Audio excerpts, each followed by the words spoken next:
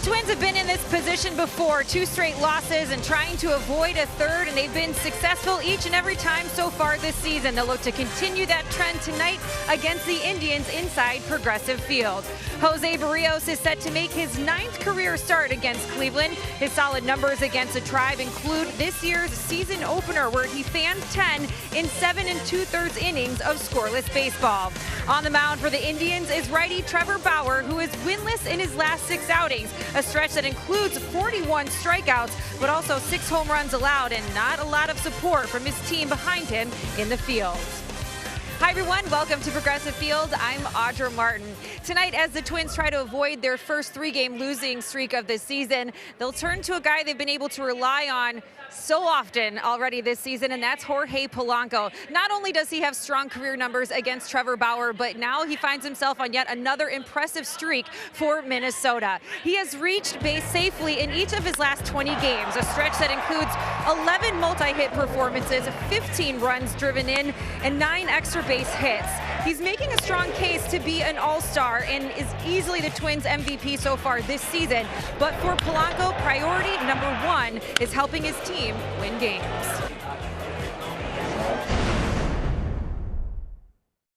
I'm feeling really good about it. I'm just trying to get on base. You know, every game, just trying to get on base 2 or 3 times, so my teammates can help me, you know, score a run. So I like to get on base. You see the numbers that they have, and you know, you have really good numbers, and we in the first place, and he's big part of it. He's big part of it, first place, and you know, he's getting on base a lot, you know, driving strong, home runs, whatever. You know, he's doing all. So you know, we win a lot of games because of him too. Considering Polanco's batting average of .339 is best amongst all shortstops and second best in the American League amongst all players, it's no surprise that his name is being tossed around as a potential candidate for the upcoming All-Star game.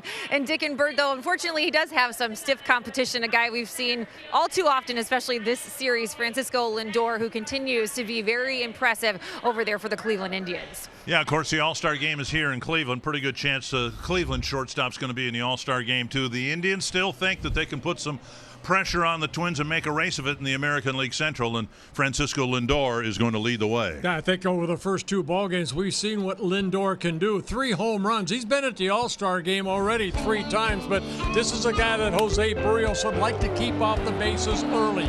5 for 7, couple home runs here a couple nights ago, and last night added another home run. So, yeah, this switch hitter right here is a good player, and he's a type of player that the Indians have really been waiting to get hot, and right now he's been very hot.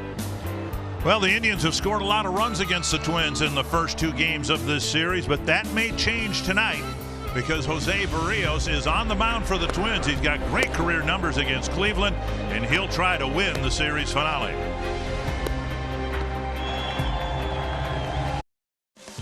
Twins Base Fox Sports North is presented by Sanford Orthopedics and Sports Medicine for the everyday competitor in all of us. By Northland Ford.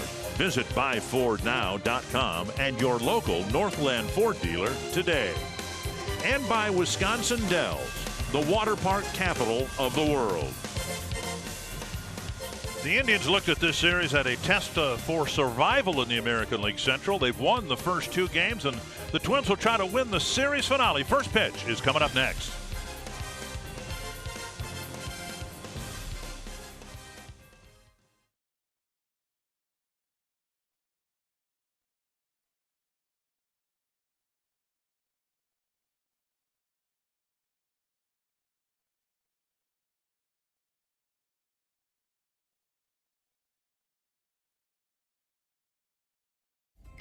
He's a guy consistent day in and day out.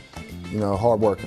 He can hit anybody. He always hitting, always in the base, so it's great hitter. When he's in the field, he's really serious. Such a good skill set, and he's going to be a good shortstop for us for a long time.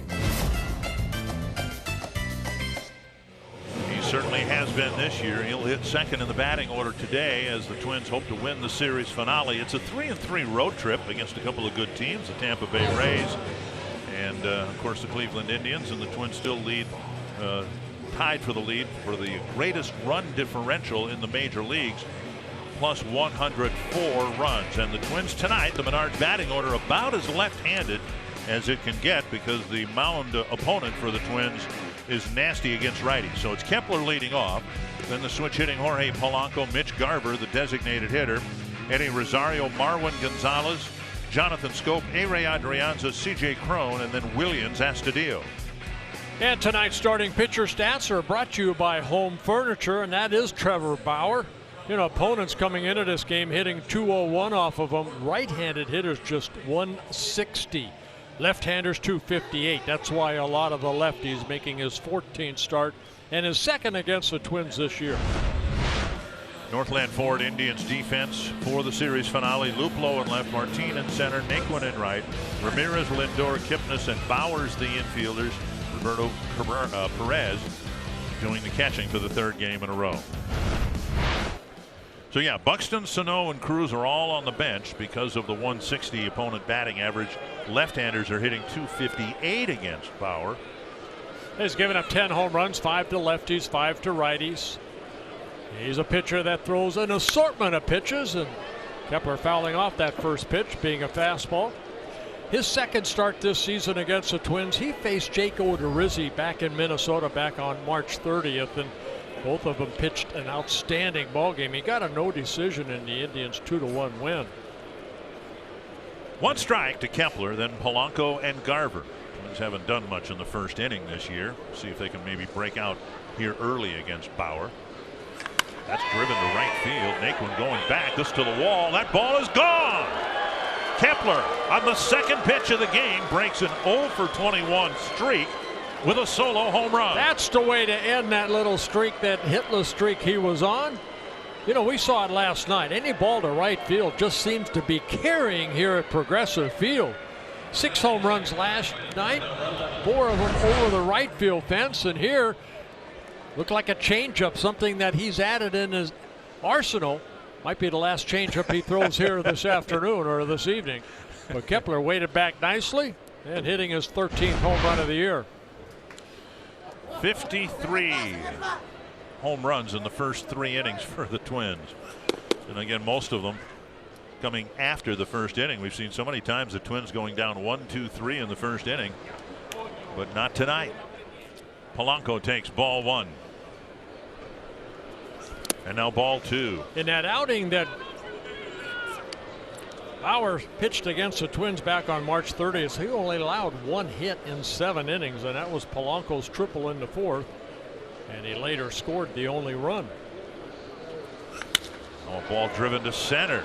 Martin going back, and right in front of the fence makes the catch. Polanco probably hit his farther than Kepler did, just to the wrong part of the field, 1 away. For the Twins, batting third. And that'll bring up Mitch Garver. The designated hitter, Mitch Garver. Garver DHing, with Astudillo doing the catching. Remember, Garver started this road trip on the injured list. He and Cruz have rejoined the roster while the Twins have been on the road for the last week.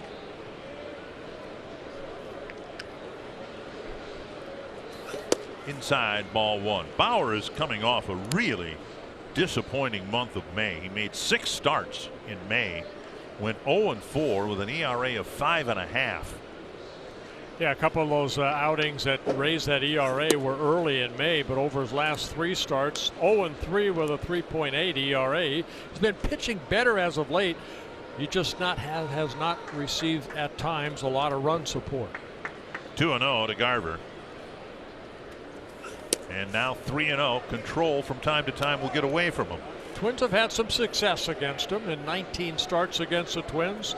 He is 6-7 with an ERA at 4.3. He's had a couple of starts where he's walked 6. He leads the league with 10 hit batters. And a strike to Garver, 3-1. What made the month of May so disappointing for Bauer, and maybe more so for the Indians, they really needed him to step up and give them a really good month in the absence of Corey Kluber.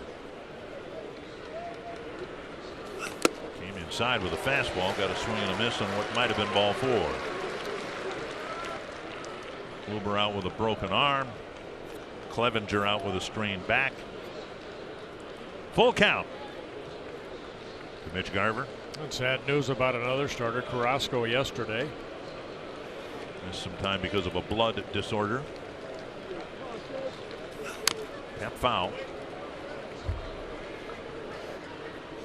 Bauer coming into the ball game, 37 walks in 84 innings pitched, 96 strikeouts. So a guy that does throw a lot of pitches in a short amount of time.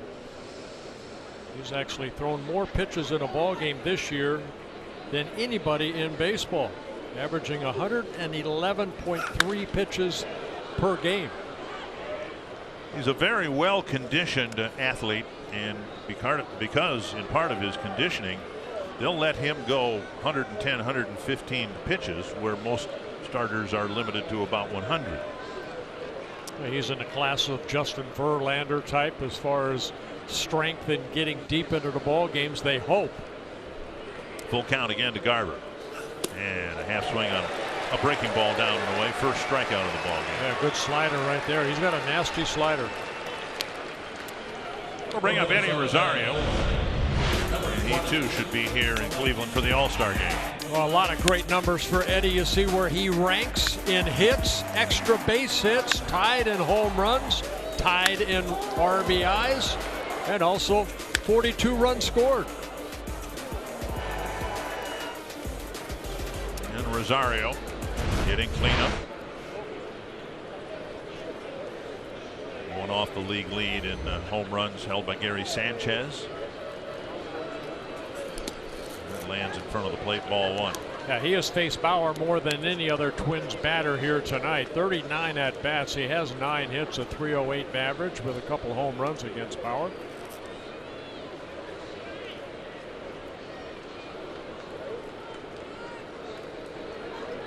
Bauer, 28 years old, in his 7th season with the Indians. On the ground, a fair ball gathered in by Bowers, and Bauer gets through the first inning.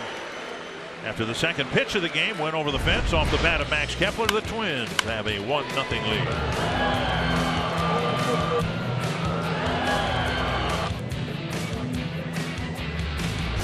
For the series finale, he's put the Twins on the run column with a home run. Terry Francona's never had a losing record here with the Cleveland Indians. And with 2 wins over the Twins, have them over 500 here on the season. The Menards batting order has Francisco Lindor leading off, then Kipnis and Santana, Bowers, Ramirez, and Luplow, Naquin, Perez, and Martin.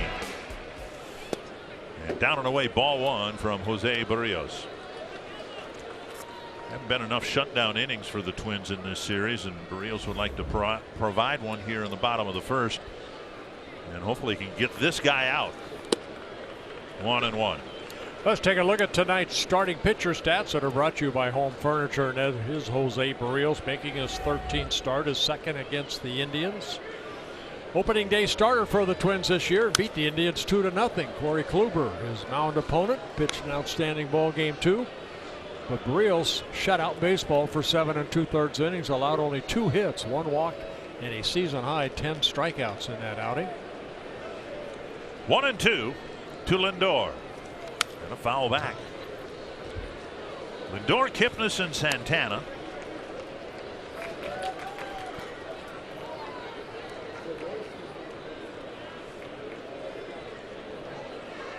Barrios fastball, got a 2-seamer, has some sink, 4-seam fastball, big sweeping breaking ball, and mixing in the changeup.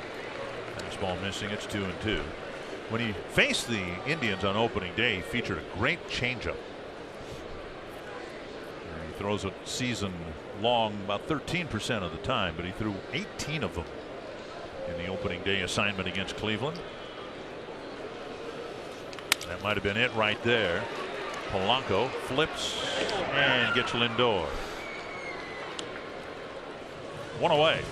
He pulled the string on him there and got him out in front and hit a weak ground ball. You got to love playing behind Barrios because he doesn't walk anybody. 14 walks in 77 innings, so he's a pitcher that works quickly, got great tempo, and as a defensive player, I know talking to him, you know, any pitcher that works quick, they like playing behind him. And now Kipnis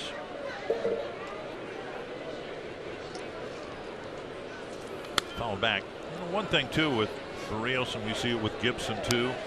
And Odorizzi's a good fielding pitcher too, but when you have a pitcher out there who can field his position, and Barrios among the league's best, you don't have to play your shortstop right behind the bag. You can cheat him over a little bit toward the pull side here for Kipnis. Yeah, there's that bunt. And Barrios, remember earlier this year, he made an outstanding play on a bunt down that third baseline. So he's a guy that has a good follow through. And Kipnis turned around the bunt. He was already heading toward that third baseline. 2 strikes now to Kipnis.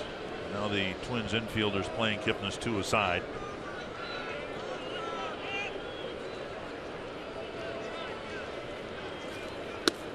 Down and in a ball.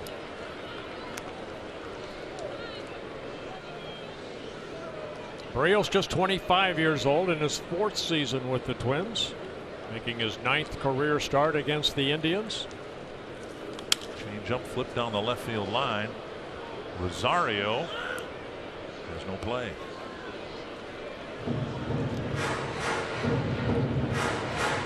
Indians with 5 runs 2 nights ago, 9 last night. And that's, especially with all the home runs they've hit, that's been unlike their season. They've really struggled to score runs and hit home runs.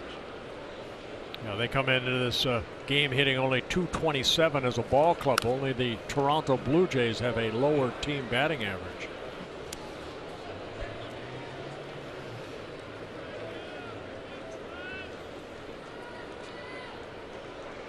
Another 1-2 coming to Kipnis.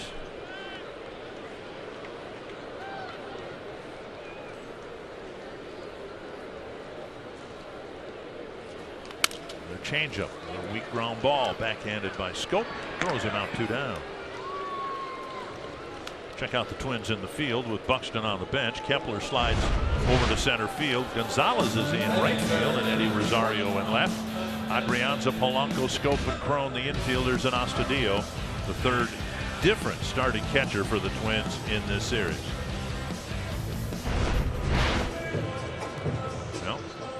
Straight start in a different position. Only 9 positions on the field, and he doesn't play them all. It just means he hasn't repeated a position in his last 10 starts. First base 2 nights ago, second base last night. Strike 1 to Carlos Santana, and now some time in the outfield tonight. Santana usually playing first base for the Indians, their designated hitter in Game 3. Missing 1-1. Indians tried to get a little veteran help for their lineup with the likes of Hanley Ramirez and Carlos Gonzalez. Both those players let go.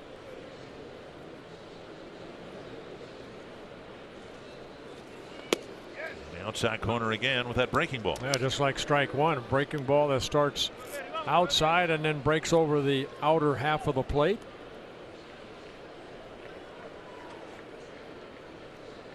Barrios averaging about a strikeout per inning.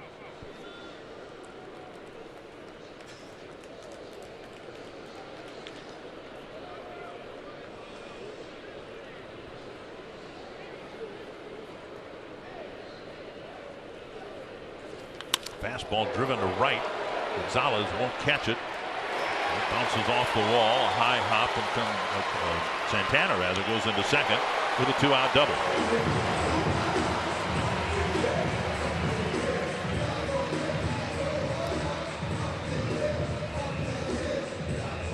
13th double of the year for Santana, the veteran here in Cleveland.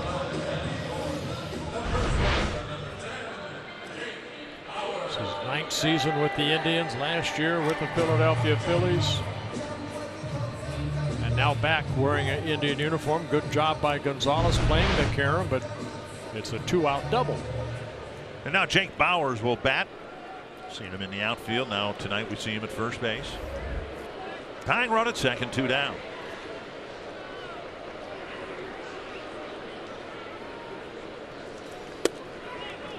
The outside corner with a fastball.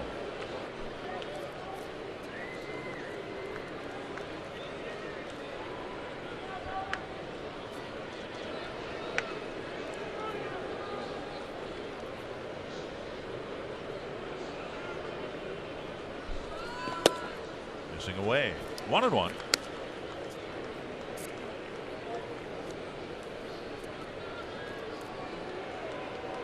Quality start for Barrios' last time out. Quality start the start before that against the White Sox. Looking for another one here tonight. Changeup floats over the outside corner. That's been his best pitch here in this first inning. Located it well. He's gotten some weak contact. 20th pitch though of this first inning. Right here, just pulling the string in a great location.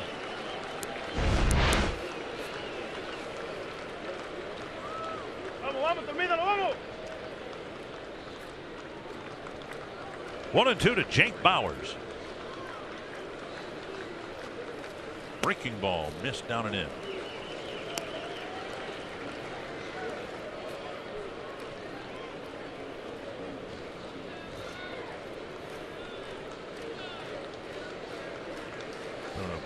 Problem for the Indians all year long. Ineffectiveness with 2 strikes. Just outside, now 3-2. Just the 4th batter this inning, but the 22nd pitch coming.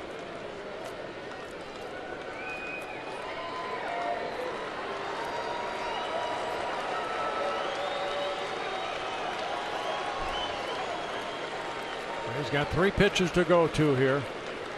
Fastball, curveball, changeup. Bauers faced Barrios last year when he was with the Rays. He's 0 for 5 with a walk and a strikeout against him. Full count.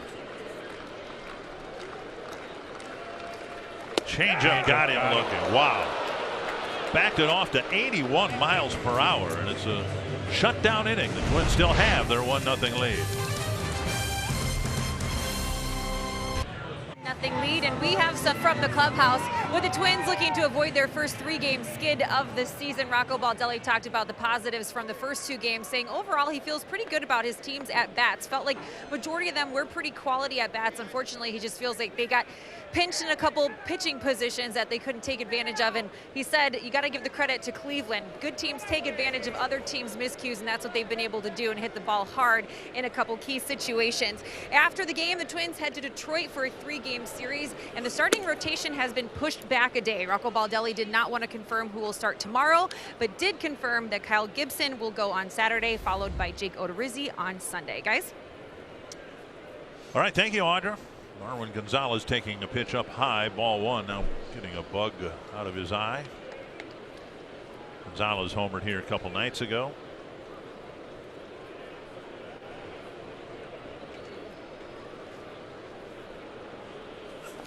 Swung on and missed, with Bauer delivering a changeup. One thing that Bauer, they said he worked on this winter, is throwing more changeups. Last year, about 7% of his pitches were changeups. This year, around 10% to mix in with his other 8 pitches he has.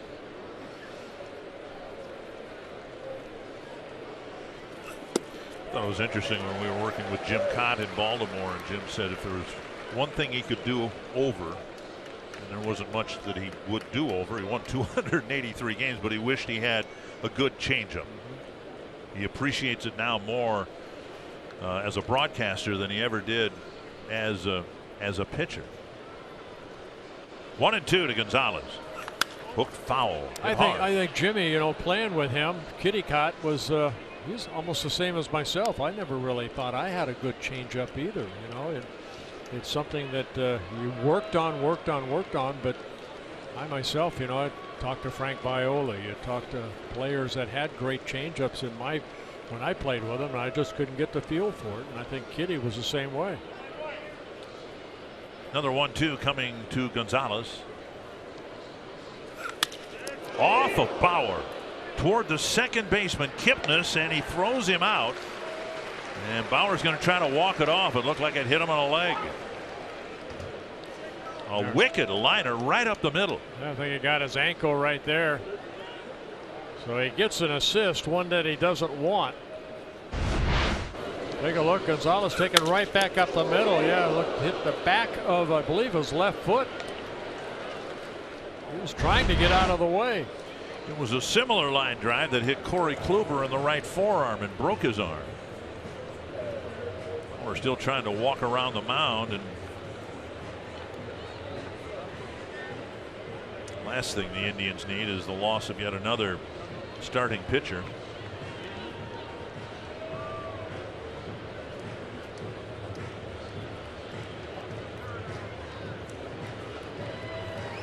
He's going to get a warm-up toss here, I believe, at least one. That ball was smoked. 96 miles per hour. You know, when you release that baseball from 60 feet 6 inches, you end up about 55 feet to that hitter. Gonzalez hitting it sharply right back up the middle.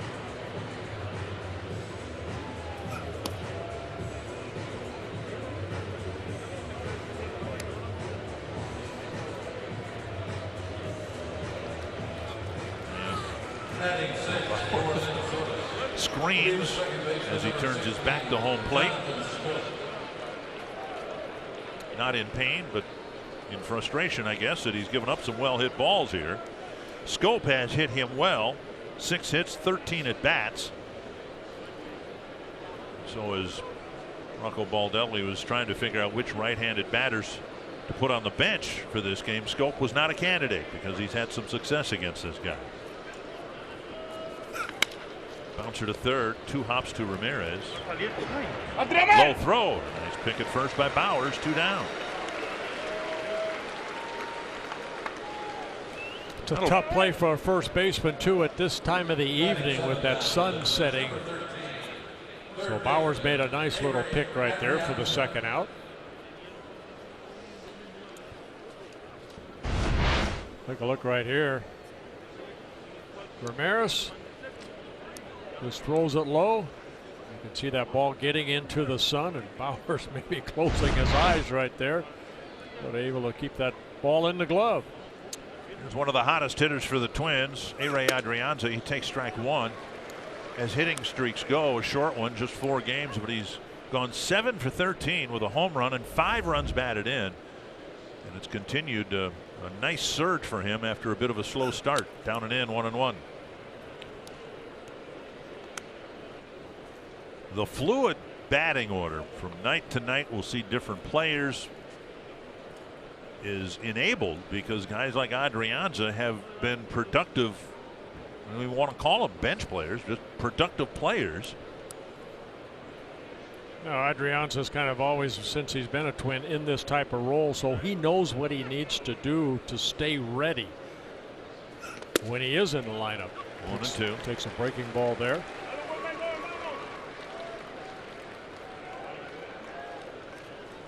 25th pitch for Bauer. Barrios threw almost that many in the first inning himself. And that hit Adrianza, the league leading 11th hit batter for Trevor Bauer. Yeah, right there, just trying to overthrow a breaking ball right there, just like the previous one, just a little bit harder, and ended up getting Adrianza on the foot.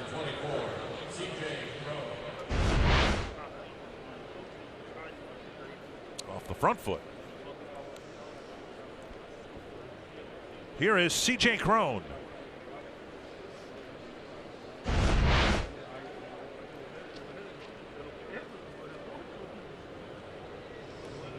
Cron, a pretty potent bat to have tucked away in the 8th spot in the batting order. But again, he's right-handed, just 2 for 9 against Trevor Bauer. Toward the hole, Lindor throws low on 2 hops and gets Cron. It's 1-0 Twins as we go to the bottom of the second. The Twins win 2 out of 3 throughout the season so far. Started with a series against the Indians where they won 2 out of 3, and Barrios was really good on opening day. Yeah, 7 2/3 innings, only 2 hits allowed, 1 walk, 10 strikeouts. He threw 96 pitches in that opening day start. 67 were strikes. At 70% of his pitches were strikes. He faced 26 men. He retired 23. Struck out 10. Strike one now to Jose Ramirez. He'll be followed by Luplow and Naquin. Again, he threw 18 changeups on the ground. And Barrios is going to have to hustle to the bag and just barely got there with Ramirez hustling down the line. Nice play by Scope and Barrios. One away.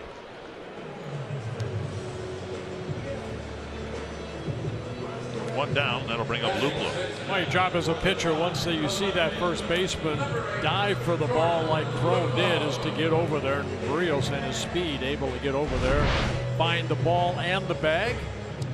See Scope in short right field, flipping it right over the bag, and Barrios catching it. As Ramirez, like you mentioned, hustled down that line. You could see Crone kind of looked like he was going to dive, but then he never reached for the ball because he realized that Scope had that area in short right field covered. One down. And now strike one to Luplow.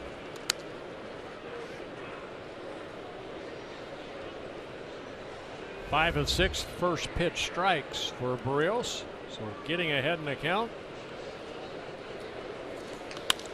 Flip to short right field. Gonzalez comes in a few steps, makes the catch, out number 2. Let's take a look at Pizza Ranch for the win here tonight. And to me, the starting pitcher, you got to set the tempo, and that's Barrios on the mound. He's doing exactly what he needs to do, work quick. And against Bauer with the patience, you have to show patience at the plate because Bauer does throw a lot of pitches. You have to pick out the one that you like Kepler did, and hopefully hit it out of the ballpark. Tyler Naquin will bat with the bases empty and 2 down.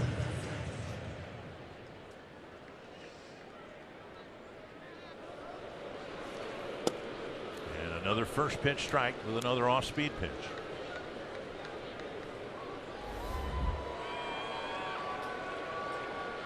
Naquin just activated off the disabled list a couple days ago. Former #1 pick by the Indians.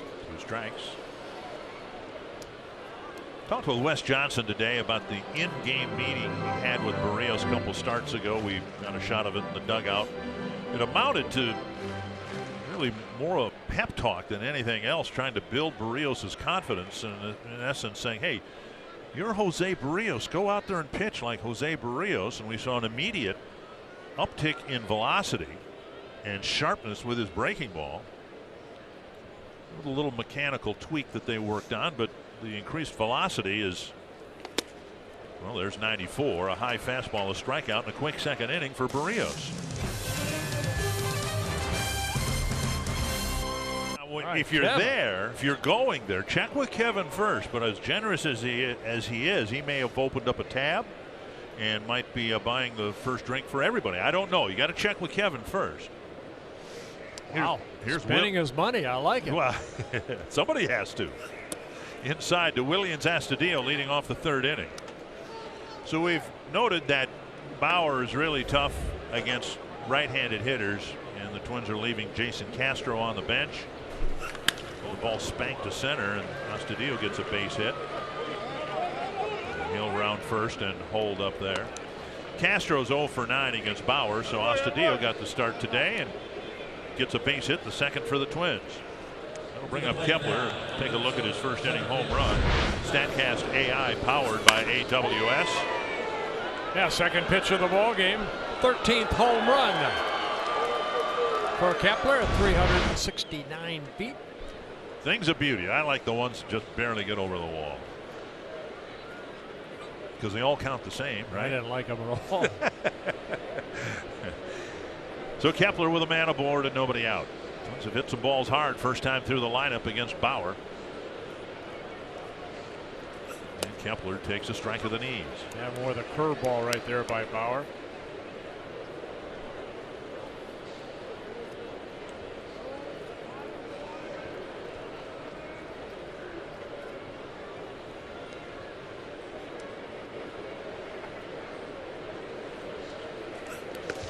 Blocked by Perez. Indians had a good catcher here for a number of years, Yan Gomes, when he was healthy, not injured. And they don't feel there's any drop off at all between Gomes and Roberto Perez. He is really good behind the plate. Calls a good game, got a great throwing arm. Been 6 stolen bases with Bauer on the mound in 9 attempts. And Astudillo not a threat to run here at first base. 1-1 to Kepler. Cut through a fastball. 1-2. Give you some idea of how damaging the hitless string was for Kepler. He started this road trip hitting .280 and entered tonight hitting .252.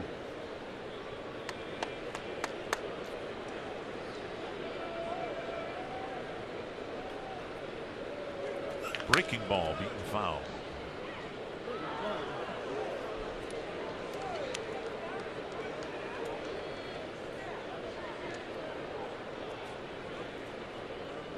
Bauer seems fine after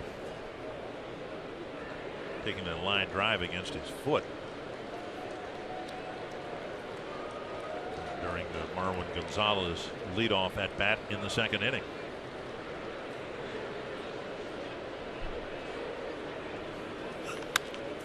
Kepler waits and flares it foul. A couple of breaking balls that Bauer has left up, and Kepler more of a defensive swing on that one, but the previous one just hooked it foul.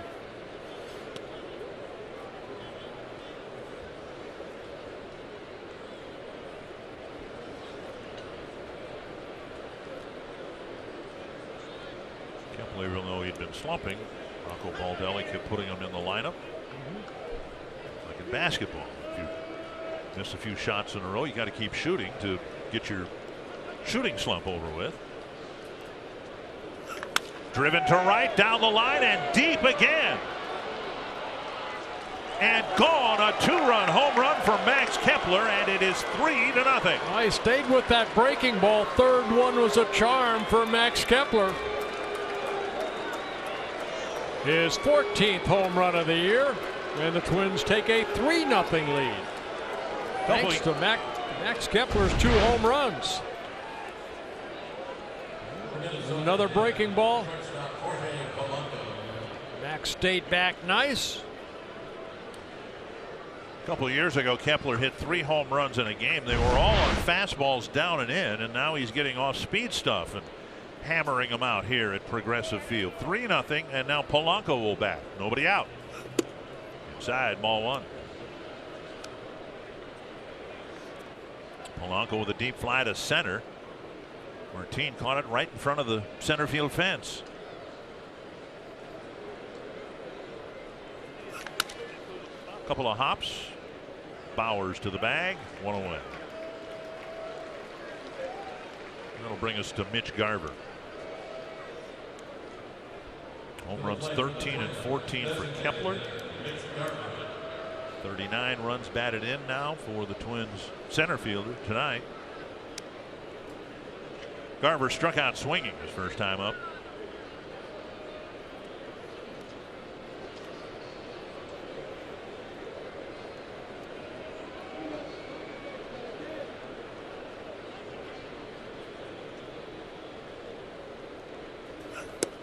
Over the outside edge.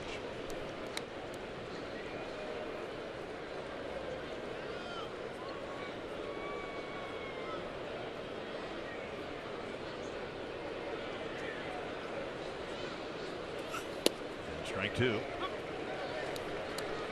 A slider, then a curveball. Bauer not prone to giving up too many home runs, just 10 of them in 83 2/3 innings coming into the game today, but Kepler's teed off twice. 2 strikes. Well, the middle is strike. Garver took 3 for the 2nd out. Bring up Rosario, but first, North Dakota State University night at Target Field is presented by Alaris, and it's June 11th.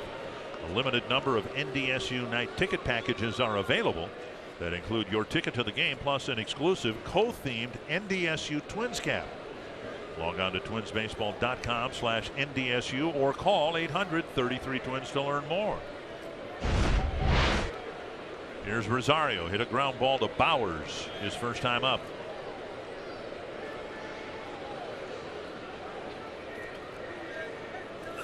Checked his swing. Ball one.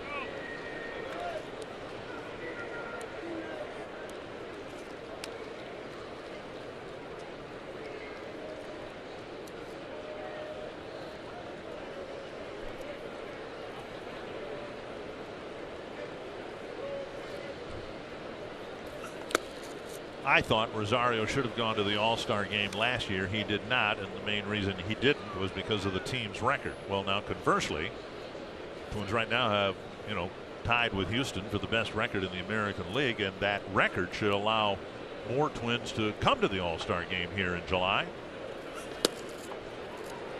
Now it's 3-0 to Rosario. I hope so. He's definitely deserved it. Home runs, average, runs batted in. I showed you the numbers earlier on Rosario, where he ranks. Barrios was the only All-Star for the Twins last year. 3-0. So if you were going to pick two pitchers and two position players for the Twins, you would pick probably Polanco and Rosario, and on the pitching side, Barrios and Odorizzi. There's a strike, 3-1. Probably another candidate or two that could be considered in addition to those guys.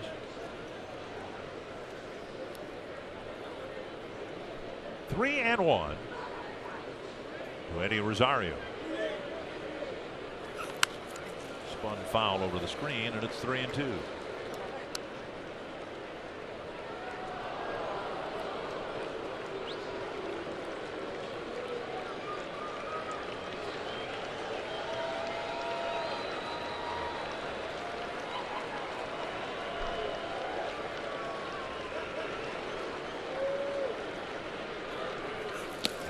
Rosario, and that'll bring up Gonzalez.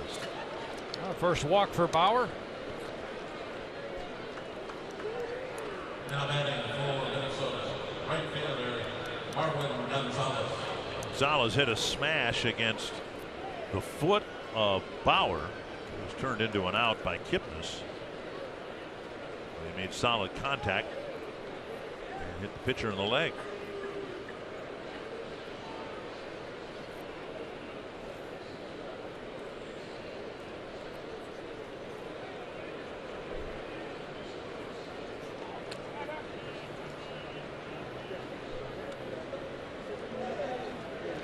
Tommy Watkins right there helping Eddie Rosario get the signs from Tony Diaz over at third base. Rosario with a couple stolen bases in 3 attempts. He was throwing out here the other night.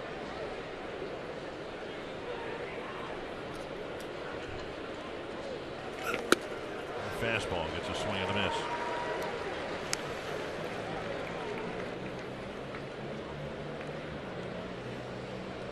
Twins were reminded last night the importance of adding runs. They did add some runs, but at one point they had a 4-run lead, then a 3-run lead, and it all disappeared late in the ball game. Yeah, Rosario's thrown out in that Tampa series, the Rays series, not here. 17 successful steals for the Twins, 9 throwouts.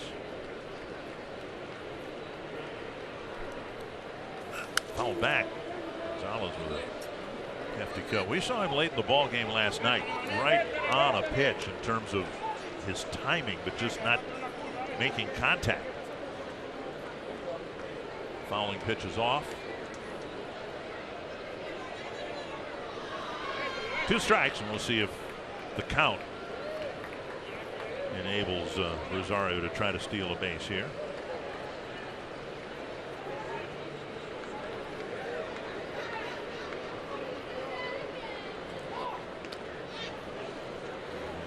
Thinking as much. Bauer is not a guy you want to be up there with 2 strikes against. A lot of stuff.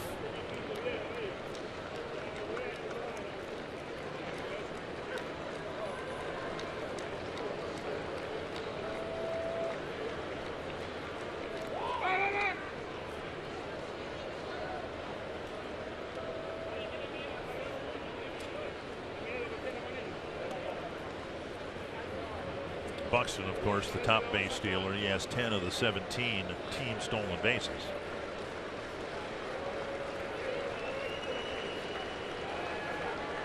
Rosario, the only other player with more than one.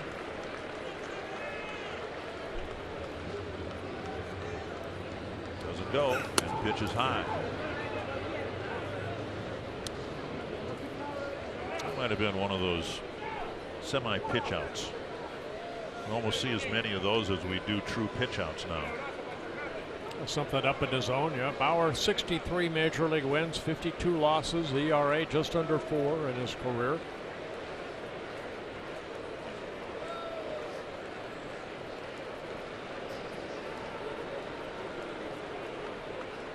Rosario goes, and the pitch fouled at the plate.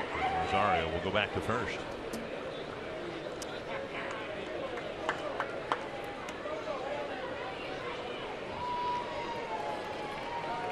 Signs from the manager. Tony Diaz flashed across back across the diamond to the runner and the first base coach.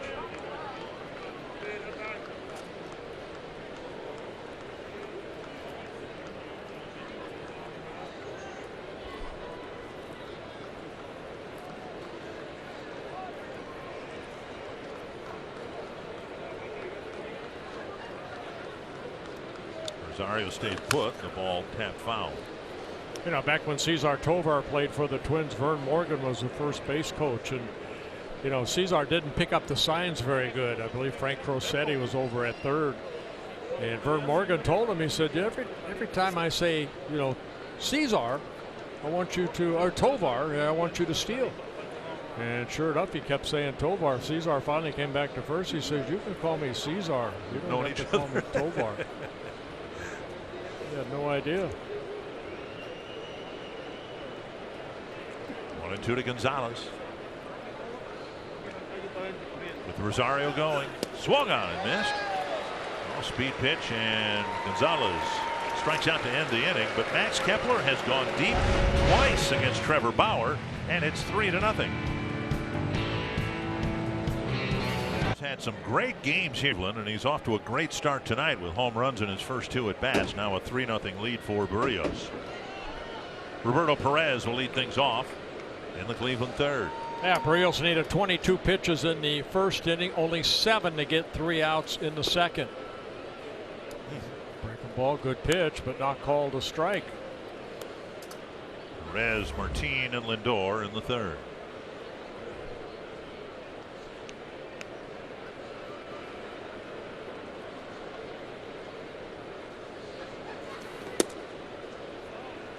Two and 0. 31 pitches for Berríos, 22 strikes. He's right on that about 70% strike ratio. Now 3-0.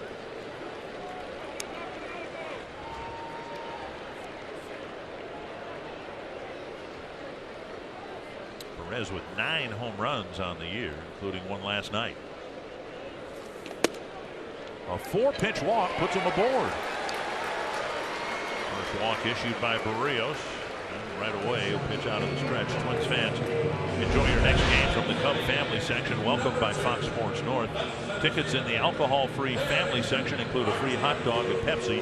Additional details are available. Visit foxsportsnorth.com/events. Perez aboard, now Martin.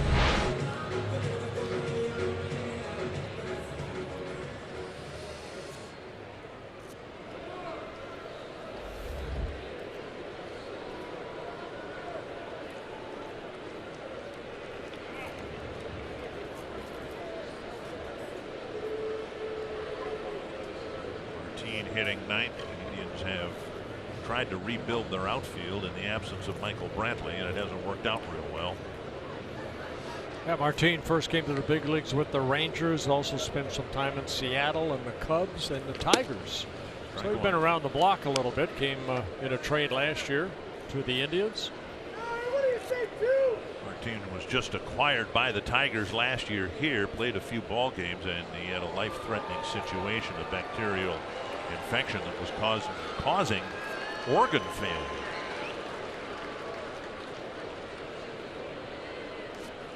Squaring the bunt, and he offered 0-2. It was so bad that they say if the team had been on a road And he didn't get immediate treatment here at the Cleveland Clinic, which is much like the Mayo Clinic in Minnesota. If he hadn't gotten immediate treatment, he might not have survived. Right. Adrianza now will move well off the line with 2 strikes to Martin. Outside a ball.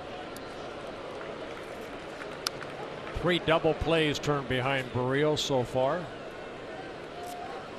This being his 13th start.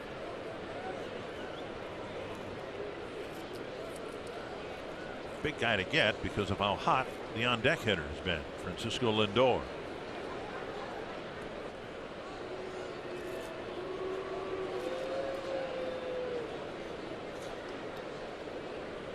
Berríos flattering Perez with some attention paid to him.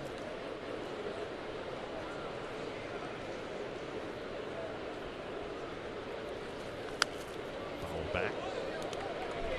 Still 1-2.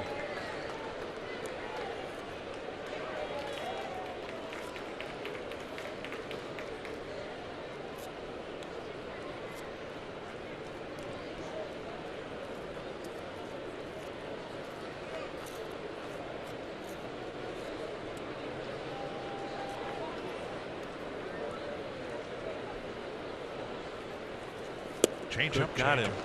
And strikeout number 3 for Berríos. There have been starts when Berríos' strikeout pitch has been his breaking ball, and that's most times. But boy, here tonight he's got some strikeouts on the changeup. Yeah, just pulling the string, and you see some movement on that changeup straight down. And in really good spots too. 1 down, and now Lindor hit a ground ball off the changeup to start the bottom of the 1st inning.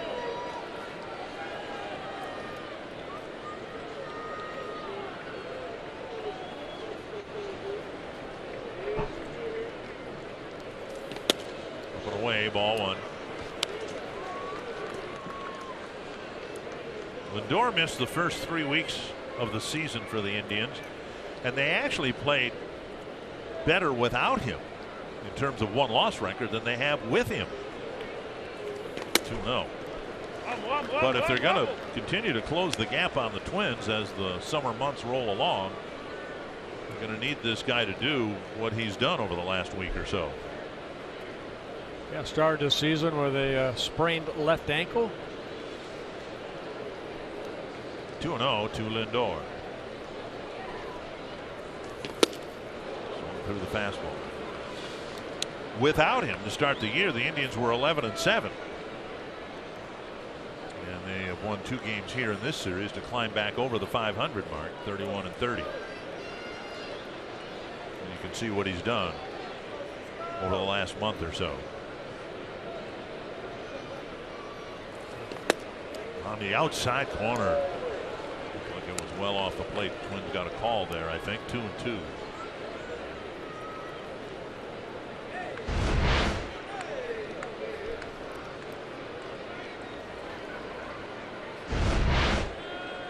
Two and 2 to Lindor.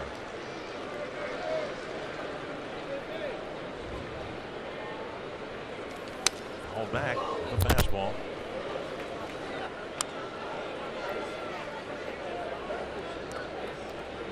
Trying to pitch around the leadoff walk. Perez at first base from Puerto Rico. Berríos from Puerto Rico. Lindor from Puerto Rico. Rosario. Puerto Rico well represented in this game. Changeup got him again. Wow. Astudillo throwing behind the runner. 2 down. Strikeout number 4. Back-to-back strikeouts for Berríos. It's kind of what he did at Target Field on opening day.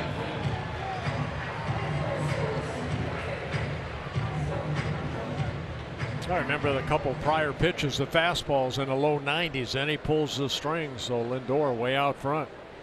Here's Kipnis and a ground ball off the changeup. It's the fastball that sets up that good changeup. Another changeup. But we haven't seen many breaking balls, have we? Not yet. Maybe it doesn't feel comfortable with it yet. Well, sometimes that comes and goes. He's had pretty good feel with that changeup. The fastball burns the edge, and it's 0-2, and Kipnis glares back at Roberto Ortiz. Fastball at 94.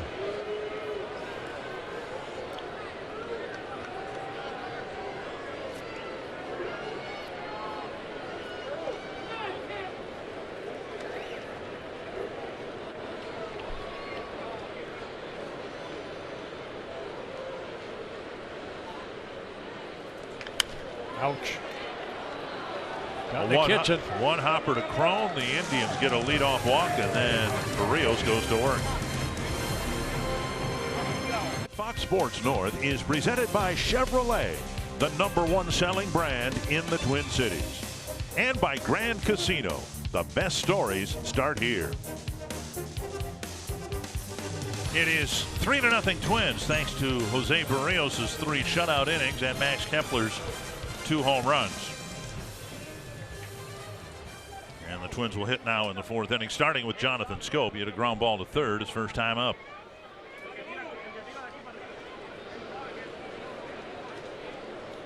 Scope, Adrianza, and Crone in the Twins' 4th inning.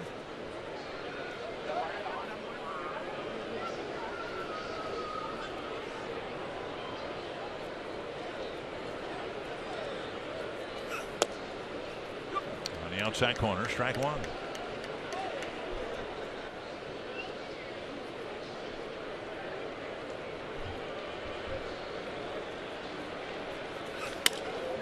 Tap weakly to the left side, and Ramirez fires across 1-1. 1 down on the 4th. Let's get the showstopper from Audra Martin.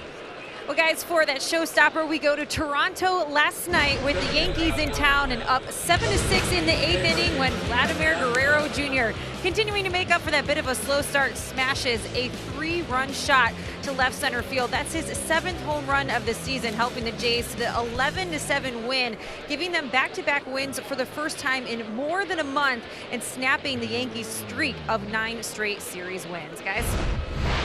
Yeah, another night game tonight. Thank you, Audra. And then the Yankees come here for a weekend series. That ball sliced foul, and Adrianza wasn't even sure where it was hit. 1 strike.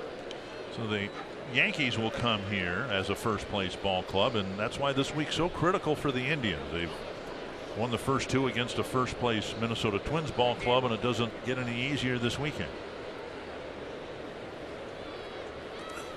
2 strikes to Adrianza.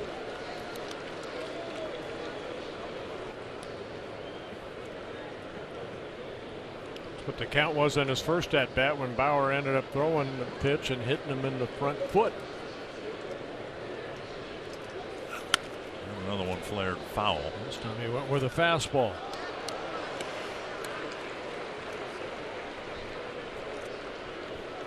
If the Twins win tonight, they will head to Detroit after the game with a 10.5 game lead over the Indians. And having lost just 1 game in the standings in this series, we'll be flying across Lake Erie. I'm not even sure they're going to retract the landing gear. We're just going to take off, and a few minutes later we'll land in Detroit.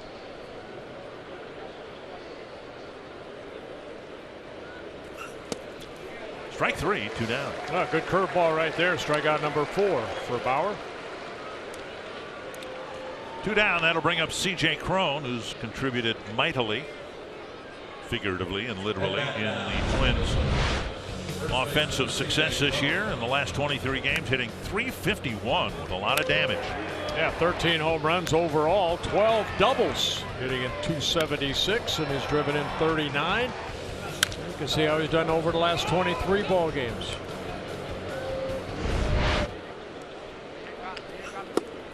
Strike 1 over the inside edge.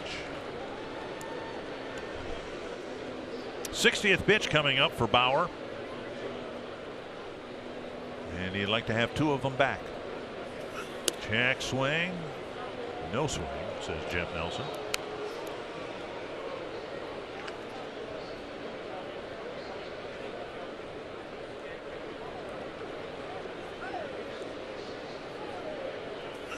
Breaking ball left up and in.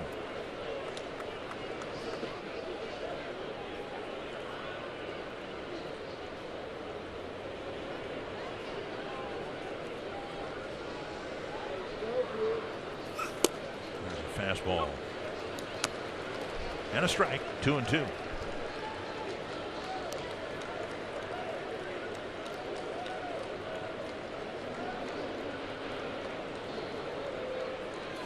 Breaking ball fouled right off the end of the bat. I think you can hear from our field mics. Bauer grunts with every pitch.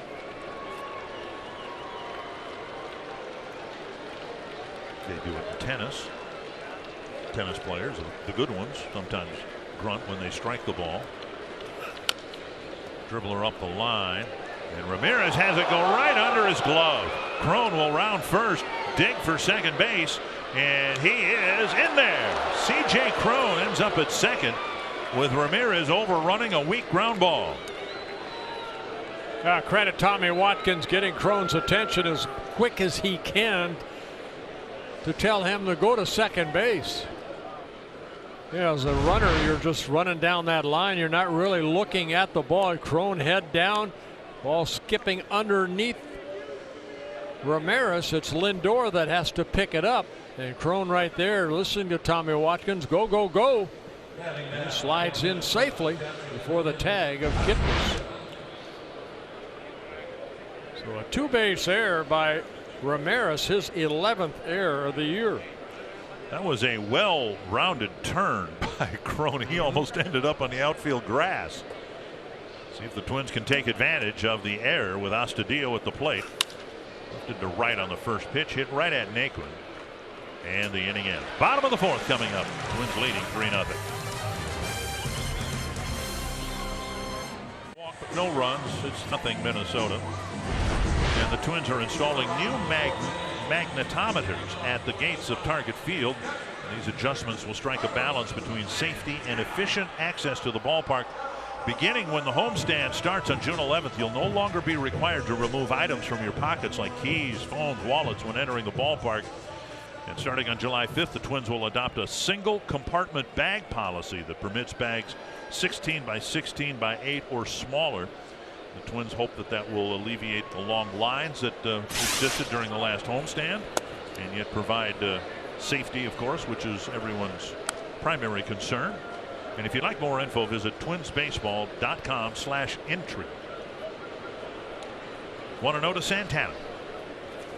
2-0. Rios issued a leadoff walk in the third. And now he falls behind Santana 2-0. Yeah, Santana, the only hit for the Indians, a double with 2 outs in the first inning. Hit it right down that right field line. 3-0.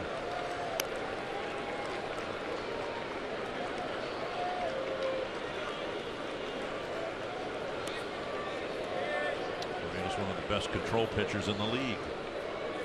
There's a strike. Did issue 3 walks in his last start. 2 prior starts, no walks, 3 walks, and then his 3 starts prior to that, no walks. And just 14 on the year coming into play today. 3-1. Fouled away, 3-2.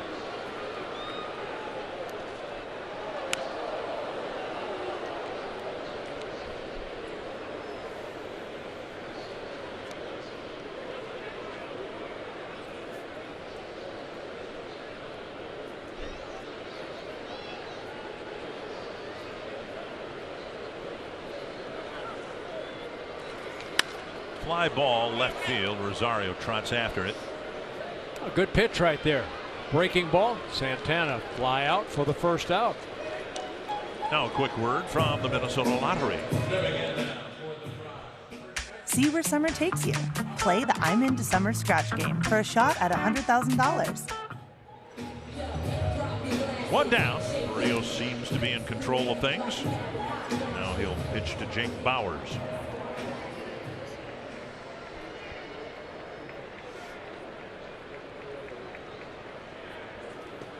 On the outside corner.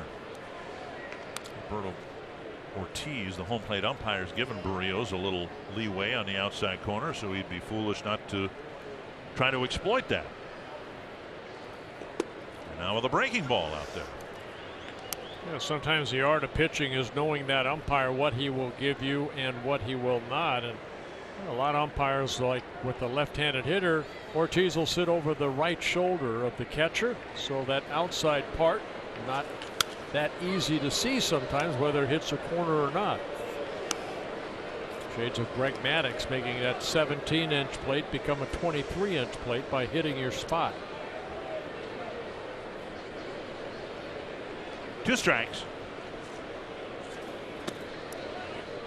Ortiz trying to be a pioneer of sorts. I don't know, frankly, what his status is this year, whether he's been elevated to full-time status, but he hopes to be the first full-time Puerto Rican umpire in Major League Baseball, and he may have achieved that status this year.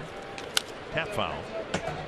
We were talking about Roberto Perez and Francisco Lindor, Jose Barrios. Well, Roberto Ortiz is from Puerto Rico. 1-2. Well, you would think with Barrios out there being from Puerto Rico, that 23-inch mound should come into play. See? Fastball for strike 3. He struck him out on a changeup in his first at bat. This time he gets Bowers with a fastball. Strikeout number 5. And now Jose Ramirez. A little bit of movement at 94 miles an hour. Bauer swings through it. Ramirez had a sharp ground ball to short right field. Scope fielded it. Barrios covered for an out back in the 2nd inning.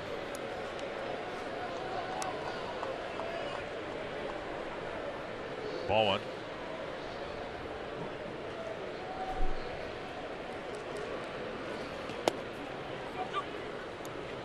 On the outside corner. 1-1.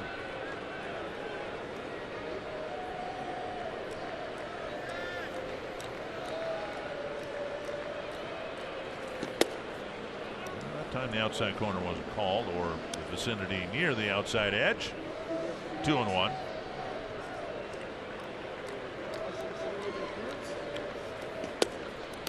Changeup floats outside. 3-1. Luplow on deck. A little time taken between pitches here, but we've seen Barrios on a roll. Not much time at all between pitches.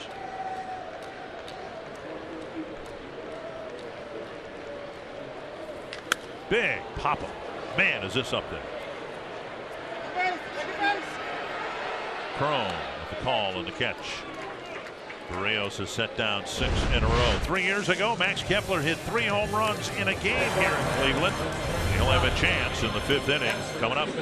Runs tonight. Back in 2016, on August 1st, he hit 3 rockets out of this ballpark, all on fastballs knee high over the inside edge. And he hit one the next day as well. He was the first Twin since Justin Morneau 9 years earlier to hit 3 in a game. Later that year, Brian Dozier did it as well. Leadoff home run, of course, with the bases empty in the 1st, and then with a man aboard in the 3rd. Off a changeup and then a breaking ball. Fastball off the plate.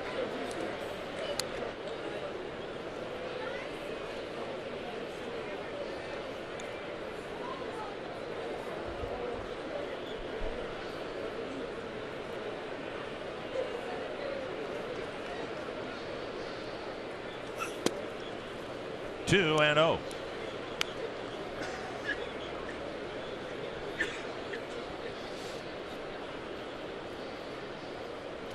Bowers hit a man, walked a man, in addition to the 3 hits the Twins have. There's a fastball for a strike. 2-1. Polanco and Garver will follow.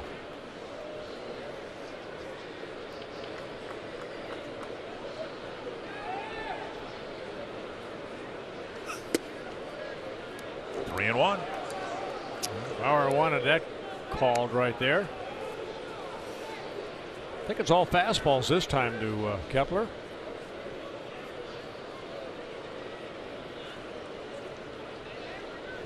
Pitch number 70 coming toward home plate. Max Kepler. And he takes a walk. Kepler's aboard to lead off the 5th. The 2019 Google All-Star ballot is now open. You can make sure your Twins are represented here in Cleveland for the All-Star game this year. Vote 5 times a day to receive access to a $10 ticket for the Twins Rangers series leading into the All-Star break. To learn more and to vote, visit twinsbaseball.com/vote. Now Polanco.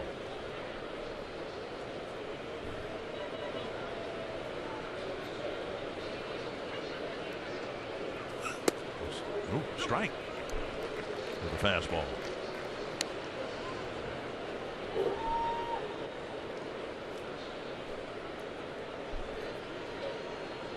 A fly ball to center. It was a deep fly to the wall in center field, then a ground ball to first so far for the Twins shortstop.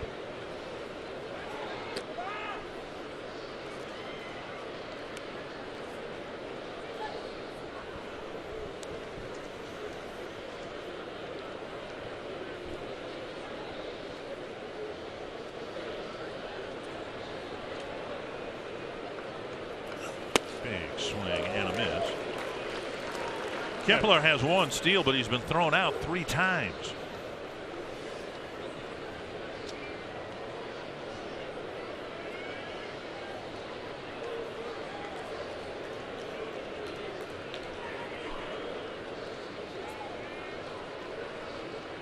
Two strikes to Polanco.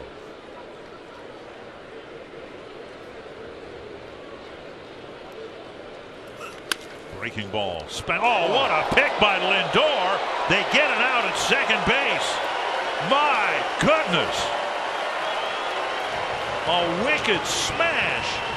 And Lindor picked it off. 1 away.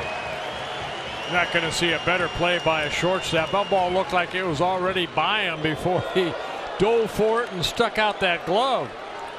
What a great play. Kipnis had to hustle to get to the bag before Kepler because he was pulled over in the shift. Well, he had a play off of last night off of C.J. Cron. Boy, that ball came up on him too. A little quick flip over to Kipnis. What a force out of Kepler. And now Garver. He has struck out twice against Bauer. Once swinging, once looking. Ball 1.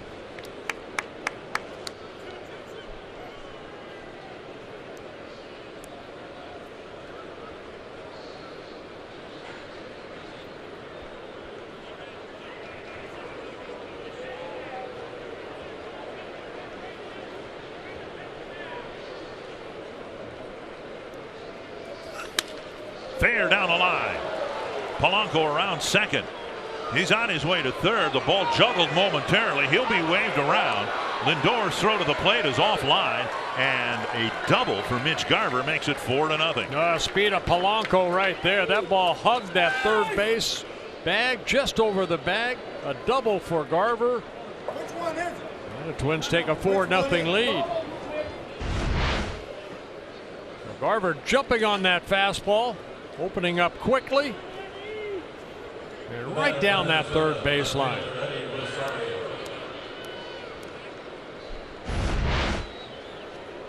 Garver striking out his first 2 times, pouncing on that Bauer fastball. And now Rosario. Twins' 3rd time through the batting order against Bauer. Kepler with a walk and 2 smashes. Polanco's was stabbed by Lindor, but nothing Ramirez could do on Garver's double into the corner.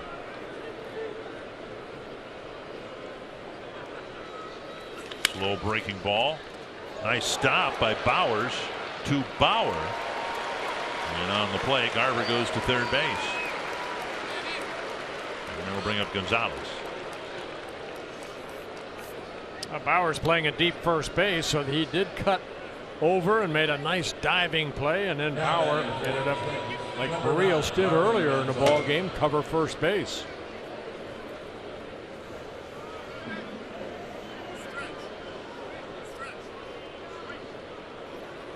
And now Marwin Gonzalez in a liner off the foot of Bauer in the second. It's turned into an out.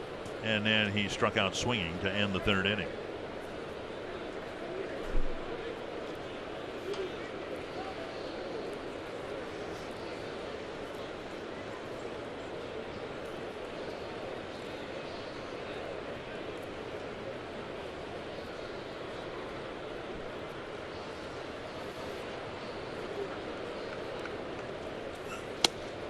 Ball down and in.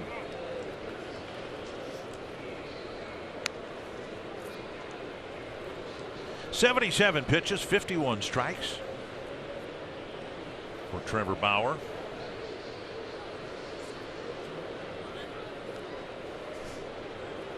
He's given up some solid contact through the 5 innings. 2-0. Good takes right there by Gonzalez on those breaking balls down.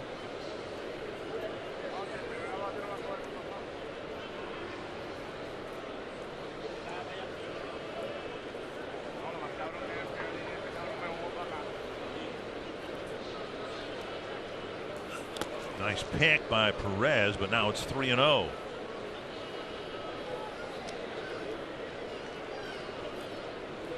Inning started with a walk.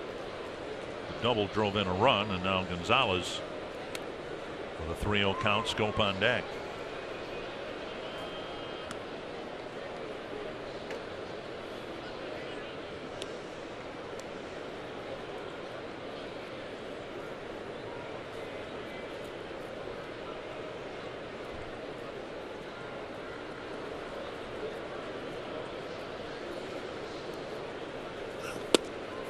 Four-pitch walk, third walk issued by Bauer.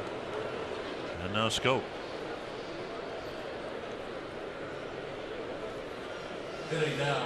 Scope's hit 2 ground balls to Ramirez. He's got pretty good history against Bauer. 6 hits now in 15 at bats. Yeah, both ground balls off of breaking balls that he pulled to Ramirez.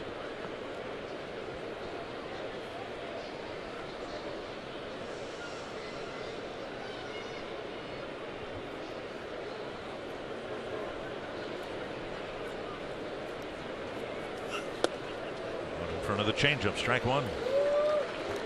Big curveball right there by Bauer. You know, one thing we've seen on this road trip so far, good 2-out hitting by the Twins. See if Scope can drive in a run or 2 here.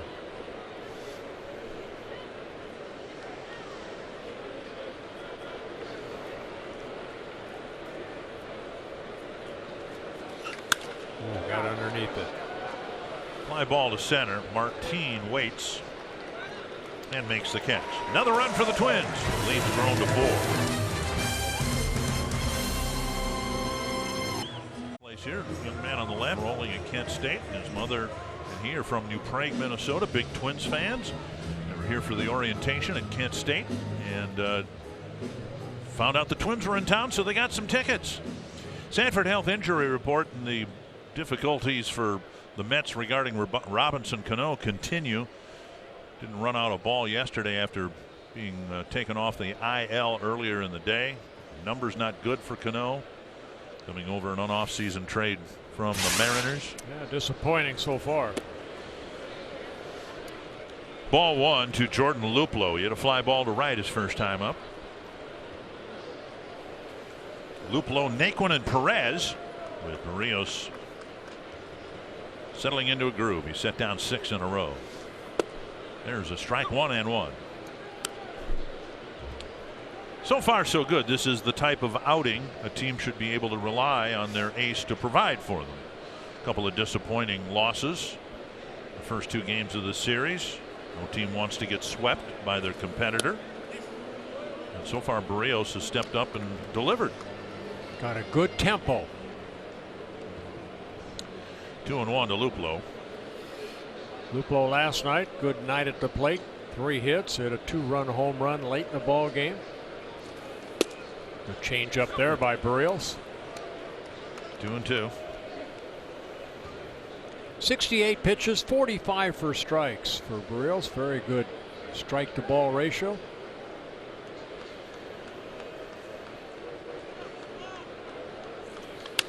Fastball grounded to third, backhanded nicely by Adrianza over to Crone. Nice play, one down. He got rid of that very quickly. I'll bring up Naquin.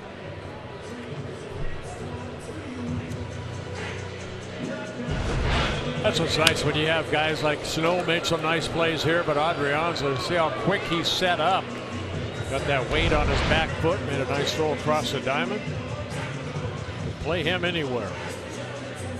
You know, you guys had some good bench players in 1987 too. Al Newman in the infield, Mark Davidson principally in the backup outfielder. Sal Butera was a great defensive catcher. Strike one, a breaking ball to Naquin. Good teams are filled with good players. Well, good teams win with their bench players too, because the everyday players need time off. So you can fill in a Astudillo or a Adrianza. Pretty nice. We have an outfielder, Jake Cave, who's white hot in Rochester right now, seemingly getting 2-3 hits every night, 3 doubles today. Bounce to the right side, foul. There's no place for him to play here. I mean, you know, the Twins did the right thing for Jake Cave, getting him someplace where he can get some at bats, and then now he's really swinging it pretty well. He kind of did that in the Yankee organization too when he was, you know, right with them. That you know, he had some good minor league numbers and never really got that opportunity with the Yankees. Talked about this the other day. The Twins really are in good shape with the return to the active roster by Cruz and Garver. They've got, they feel, a major league ready infielder in Luis Arraez in Rochester and a major league ready outfielder in Jake Cave. Fouled off a leg. Still 2 strikes.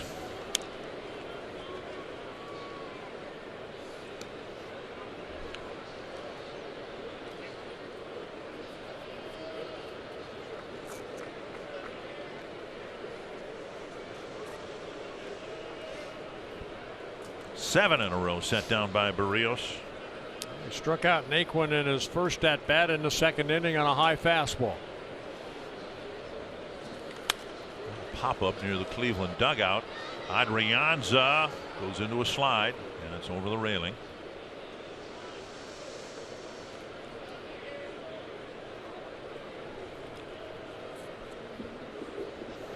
Beautiful night here in Cleveland after a rainy night last night. Rain interrupted the game after the 6th inning.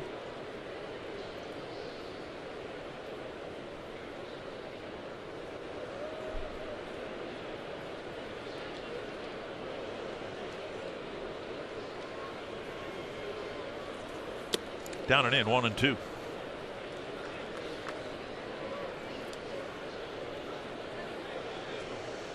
Twins with 40 wins, 20 losses, on a pace to win 108 games, which is exactly the number the Red Sox won last year. They did all year long what the Twins have done in the first 9 weeks, and then went on to win the World Series.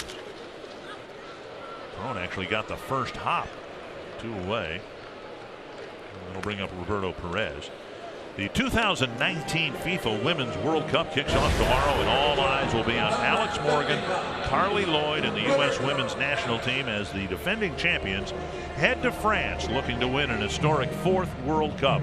All the matches will be live on Fox and FS1.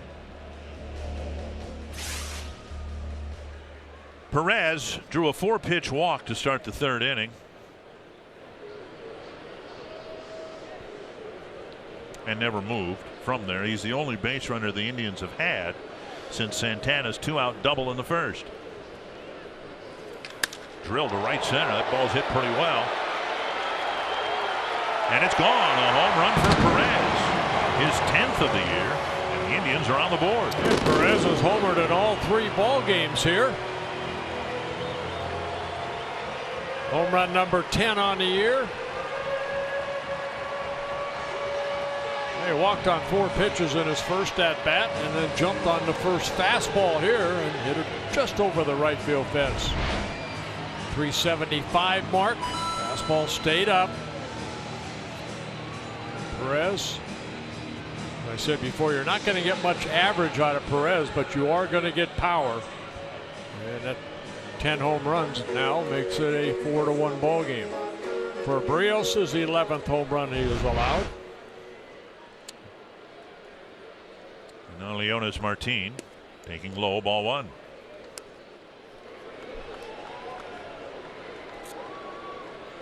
Left the bat at 104 miles per hour.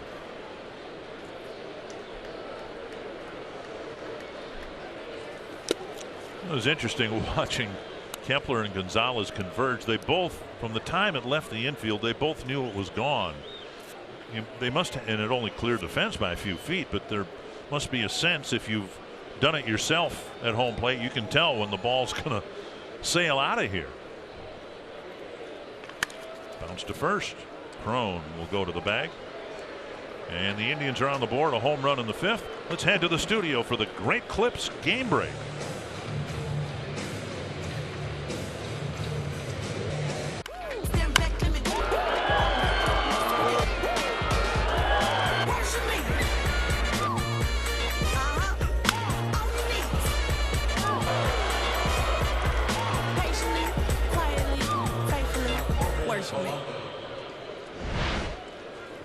Earlier today, the Indians held an event at the League Park where they played a long time ago. The Indians did. They had an event for World War II veterans. They had over 300 World War II veterans in attendance, many of them invited here tonight as special guests of the Indians.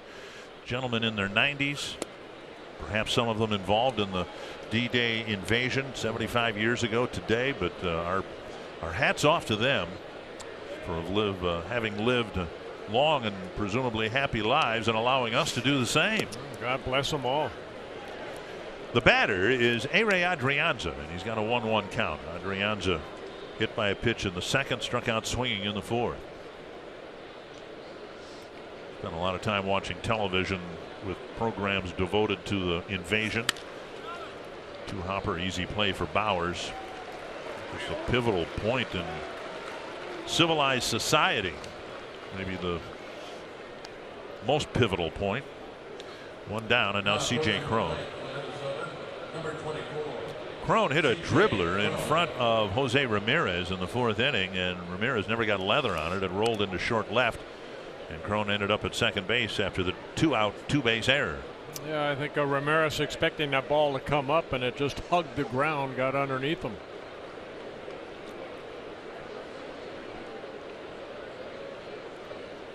Crone's due to make good contact here. Checked his swing. Ball 1.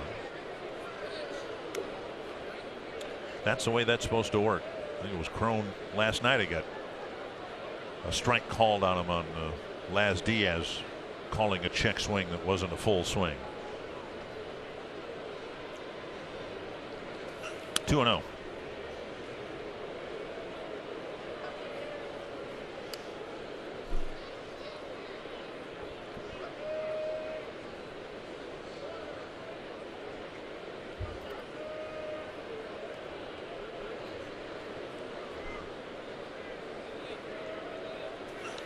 High fly to left.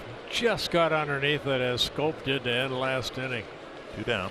I'm going to bring up Astudillo. When you have a pitcher like Bauer who can handle the extra pitch load, another 15 pitches or so, that basically what that means is another inning that the bullpen doesn't have to pitch. And this Cleveland bullpen is better than most people would think. They've got statistically the best bullpen in the league right now.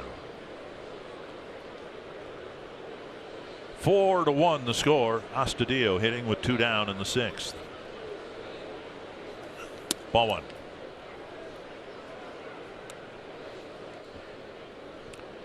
Astudillo with a single and a run scored in the 3rd. Hit a fly ball to right on the first pitch he saw in the 4th. Now 1-1.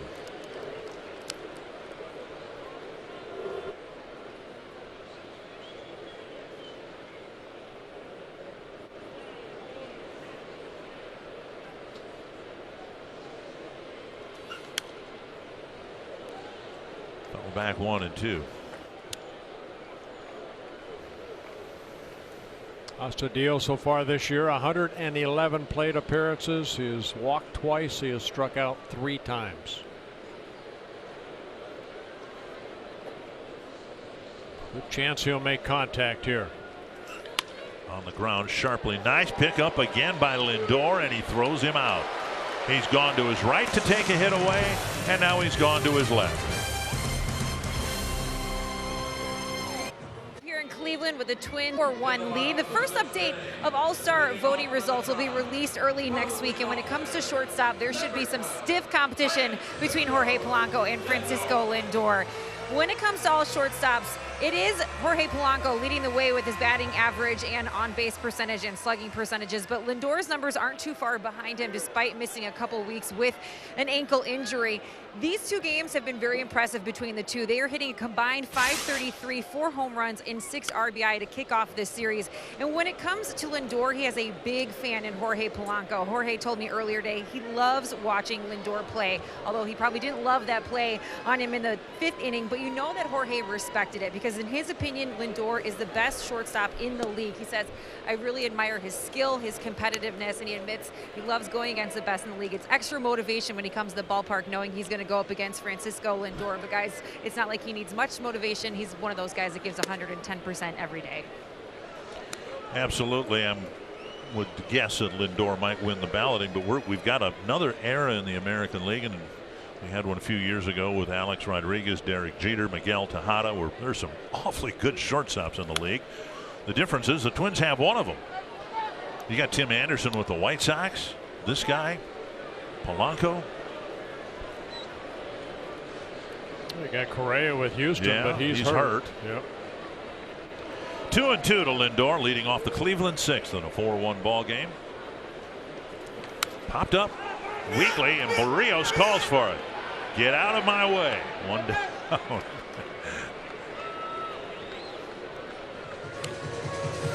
You know, sometimes as a pitcher you do have to take charge, and that's exactly what he did right there. Everybody's smiling. We heard him all the way up here. Well, you get the sense, don't you? I mean, when he's pitching, same with Kyle Gibson, that after they throw the ball, they want the ball hit to them. They enjoy the fielding part of the game. Well, that wasn't hit real high. If it's hit higher, then probably, you know, Adrianza comes in and makes the play. But that ball wasn't hit that high, and Barrios, of course, had that open glove, made the nice catch, made sure everybody heard it. Oh, the pitch missed. Ball 1 to Kipnis. He's 0 for 2. 2 ground balls to the right side.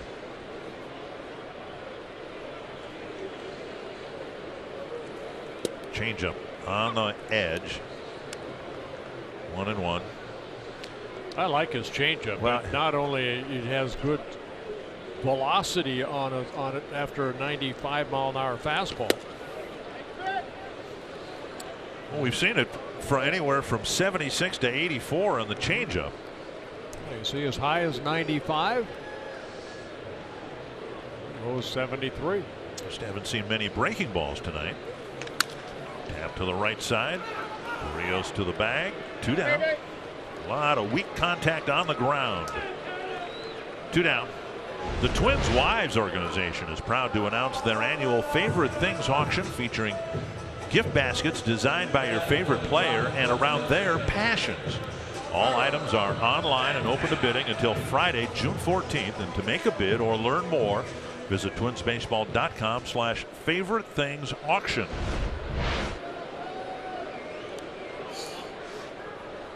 Two down quickly here in the 6th, and now Santana. He has one of the 2 Cleveland hits. A 2-out double in the 1st. I got 8 ground ball outs, 3 fly ball outs to go along with his 5 strikeouts. I think, are all 5 strikeouts on the changeup? No, I struck out, I believe, 1 on a fastball. Okay. Nyquin, I believe. Strike on the outside corner to Santana. Or Naked, excuse me.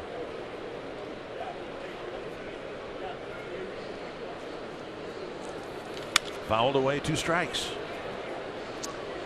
He made a mistake. He center cut a pitch to Perez and he clobbered it, but he's been not only throwing strikes but throwing quality strikes at about a 70% clip.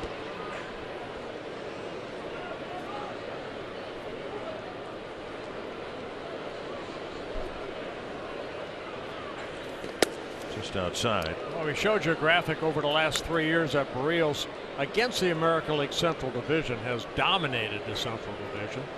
16-2.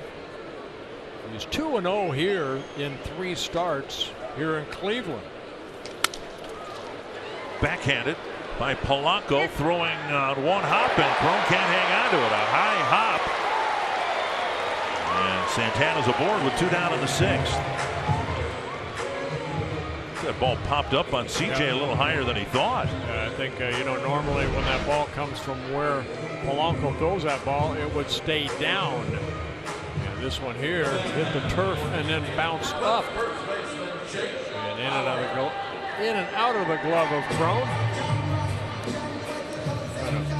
It's probably the hardest one that lands about 2 or 3 feet in front of you. You just don't know where that ball's going to go. So an error will be charged to Polanco. Now Bowers will bat. The Indians get an extra out here in the 6th. Swung on and missed. Strike 1.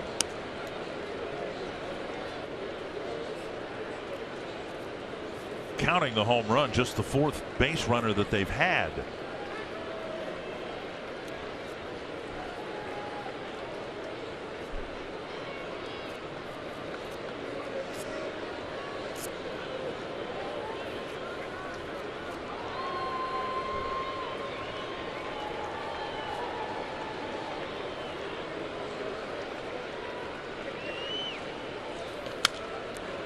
Last night's game, it was an error by Sano that was hugely instrumental in the Indians coming back to win that ball game after the Twins had a 4-run lead. And Barrios will try to pick up his shortstop here. And believe me, that's rewarding for a pitcher. When a guy makes an error, you want to go out there and pick that player up. And nearly hit him. 1-2. Why? Because they make so many great plays behind you. You can't pitch deep into a ball game unless you have good defense. And the Twins have had good defense all season long.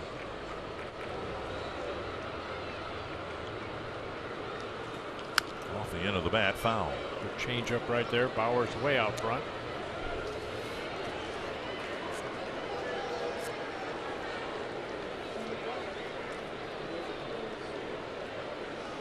Struck out Bowers in his first 2 at-bats. Can he make it 3?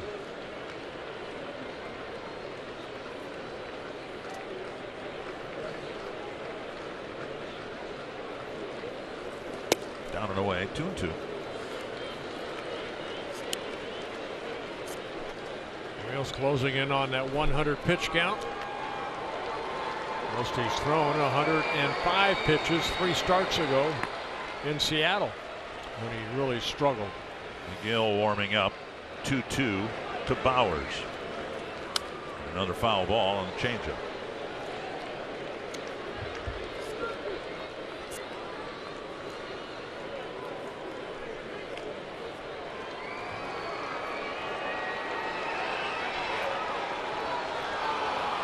Six pitches in each at bat. This will be number 7 in this at bat. Pitch 100 for Barrios.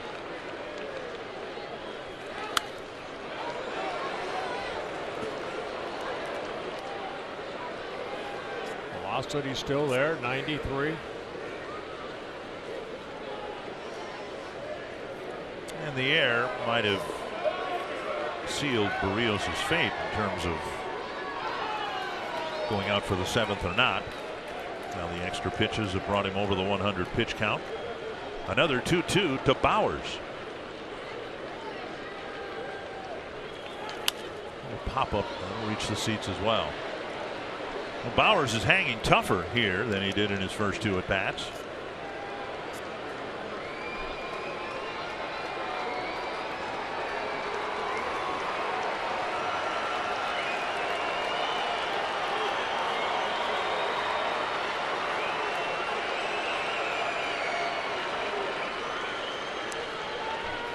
.56 strikeouts and 194 at bats for Bowers.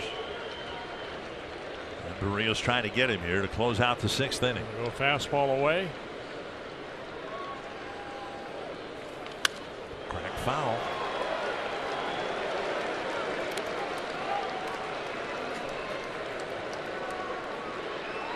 This will be the 10th pitch of this at bat. Some credit Bowers. He's flipped away 5 2-strike fouls.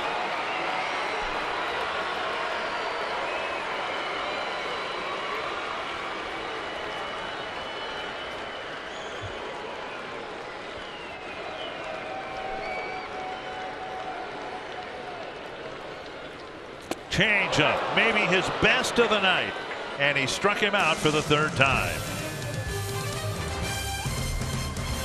Good night for the Twins. Here's the grand story of the game. Second pitch of the ball game, Max Kepler, a home run, gave the Twins an early 1-0 lead. Then he made it 3-0 in the 3rd inning with a 2-run home run for the offense. For the Indians, Roberto Perez hitting a solo home run in the 6th inning. And Jose Barrios, 6 very, very good innings. 6 strikeouts, 1 walk. Another quality start for Barrios. That's 10 of 13, and that's what you want out of your #1 pitcher. Give me a quality start. 103 pitches for Barrios, 71 for strikes. Kepler will bat. Here's a drive to center field. Martin going back. Max Kepler has 3 tonight. For the 2nd time, he's hit 3 home runs in a game in Cleveland.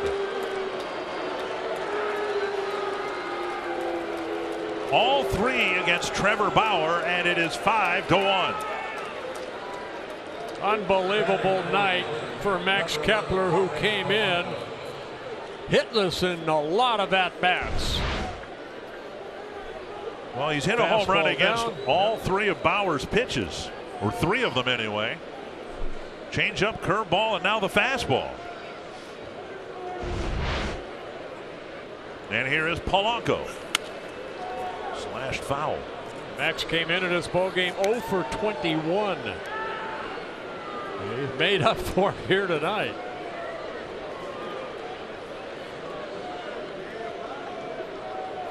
Well, nice going, Max Kepler. He did it here on August 1st, 2016. Since then, Brian Dozier, Eddie Rosario twice, Byron Buxton once. So he and Eddie Rosario are the only Twins to have hit 3 home runs in a game 2 times. Harmon did it once, Bob Allison did it once, Tony Oliva once, and Justin Morneau once. 1-1.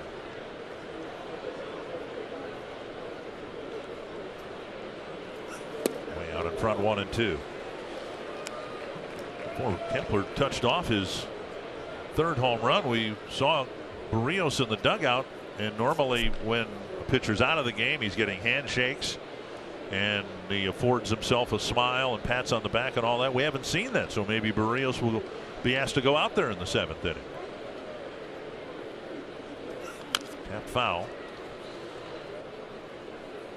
Twins haven't announced who's going to start tomorrow in Detroit, and they have announced that Kyle Gibson will be getting an extra day and pitching on Saturday, and Jake Odorizzi will be given an extra day on Sunday. So stands to reason that Barrios then on the back end of this start would get an extra day, extra couple of days. Twins have an off day coming up on Monday. Polanco swings and misses 1 away. Strikeout number 5 for Bauer.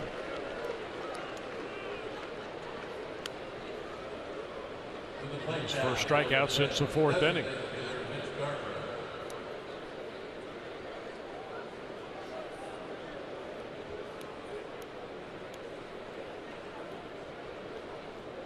And now Garver, who cracked an RBI double down the left field line in the 5th. Ball 1.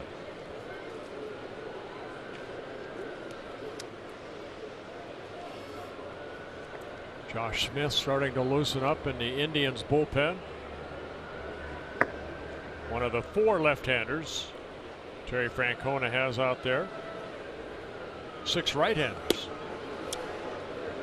Outside 2-0. And no one warming up in the Twins pen, so that tells you that Barrios will be asked to go out there for the 7th inning.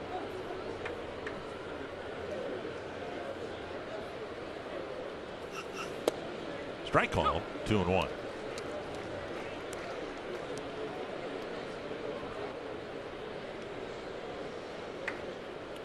Having some fun with your catcher. Astudillo's always joking around. Loves to joke. Strike two. I was going to say, if you look down the dugout bench and you decide to sit next to Astudillo, you better be prepared to be next to a very animated teammate. 2-2 to Mitch Garver. Out in front. Strike 3, 2 down. Twin summer camps presented by Select Heartland Chevy dealers are the ultimate camp experience for boys and girls ages 6 to 14. Their week-long summer camps are located across the Twin Cities metro. You can register today at twinsbaseball.com/training. 2 down, and now here's Rosario 0 for 2 with a walk.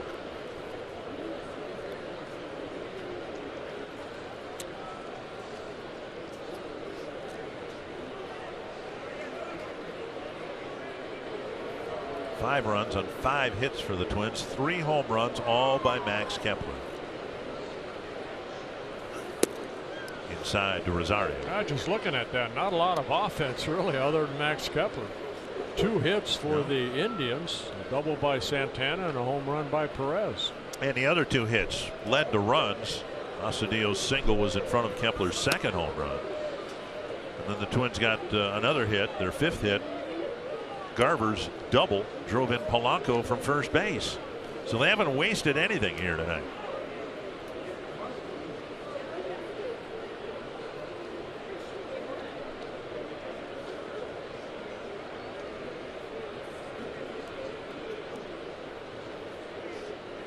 Two and 0 to Rosario.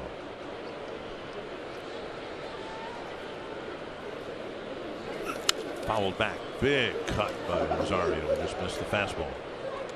That's another ball game too for Bauer, that he has thrown at least 100 pitches. Only 2 times this year he has not thrown at least 100.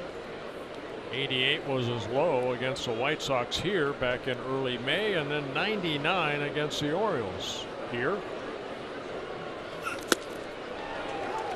2-2. Rosario chases a little bit.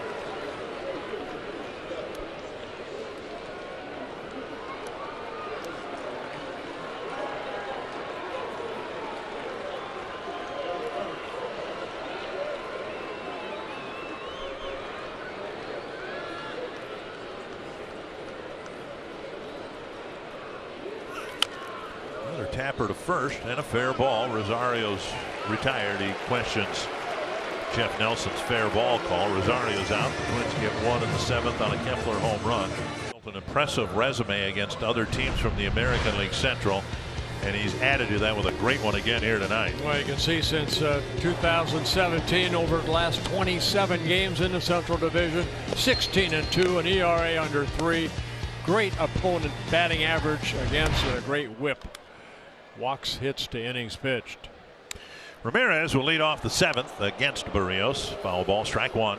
Yeah, I like this. You know what? The pitchers are getting extra days rest. Barrios really hasn't had an inning under duress.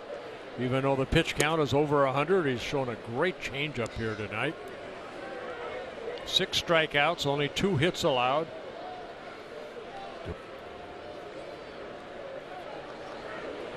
Oh, 0-2. Fastball inside, plenty of velocity in his 7th inning. That was still 94 miles per hour. Ramirez, Luplow, and Naquin with the Twins leading by 4. Changeup rolled to right field. Bobbled by Scope, and another error by the Twins infield.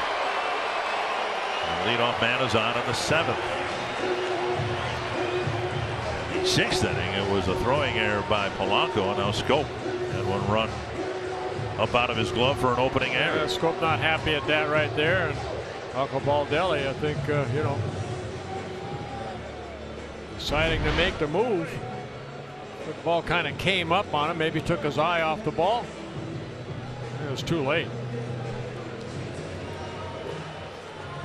So the leadoff man is on the second Twins infield error and a pitching change here with the Indians batting in the 7th.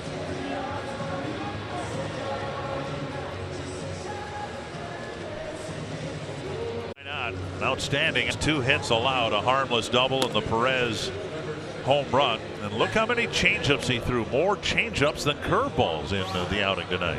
Yeah, he had feel for it. He just didn't seem like he had a good feel for that breaking ball, so he went with a changeup. But majority fastball. Everything keys off that number 1 right there, that fastball. Matt McGill coming into the ball game. The relief Barrios making his 16th relief appearance. First time he's pitched here in Cleveland this year. And an outing in St. Petersburg he'd like to forget. And the only way to forget about it is to get back on the mound and have a good one. And the Twins are hoping he'll be able to do that here in the 7th. Missing inside, ball 1. Pitched in St. Petersburg. 2/3 of an inning, 4 hits, a walk, a hit batter. It was just a mess. 5 runs allowed, 4 of them earned in 2/3 of an inning. 1-0 to Luplow.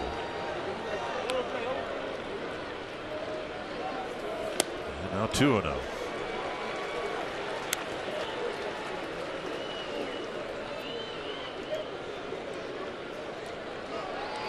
Yeah, prior to that, before that bad outing, he had 9 outings where he didn't allow a run. So 1 hiccup.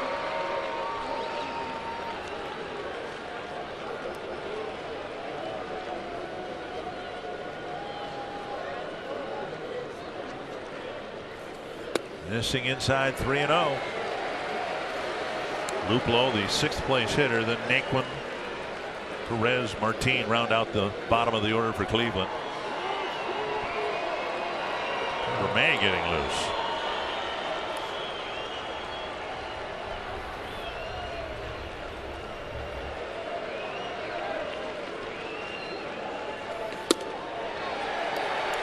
A 4-pitch walk, and now they're runners at first and second with nobody out.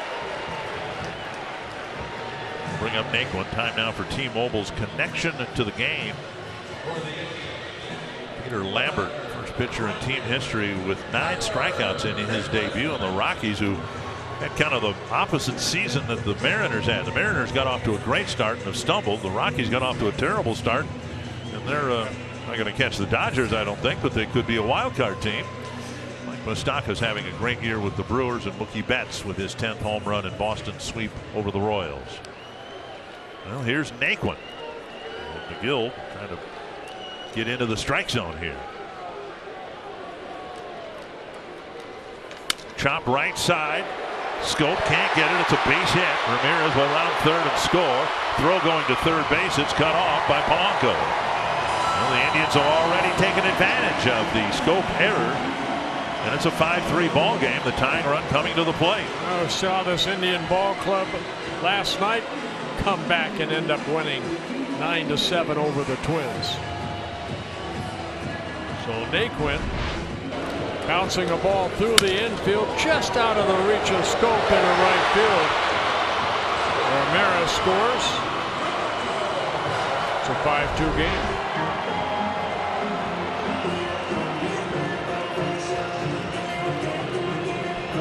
Now Rocco Baldelli is going to come out and bring in a new pitcher. It looks like Trevor May, who had been warming up.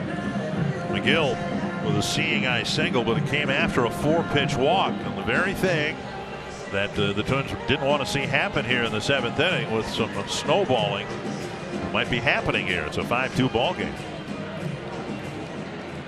McGill's out of the ball game already, and the Indians are threatening. Trevor May's been on a good little run here. Pitched here last night, gave up a hit, but a scoreless inning. Also issued a walk. Hasn't given up a run now in 5 outings in a row. He had a rough one against Seattle in Seattle a long time ago, and has pitched well since.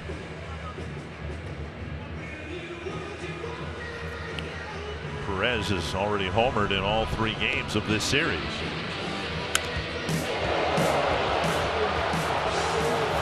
Yeah, that coming a couple nights ago, and then last night hitting a home run, and then earlier today taking Barrios to right field.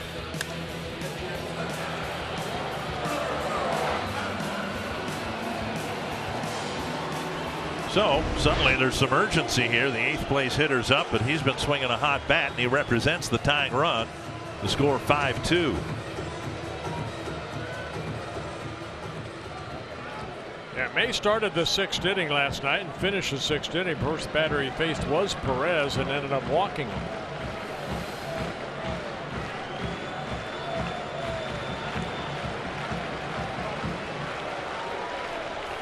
Big cut intended to tie the game. Wow.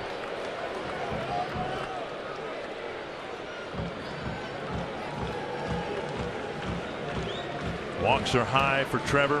Strikeouts are higher. A little over 1 per inning pitch. You could use one here. Yeah, we saw Trevor last night. He missed with a breaking ball, and then when he needed to bear down, he went with that fastball. Picked up a couple strikeouts.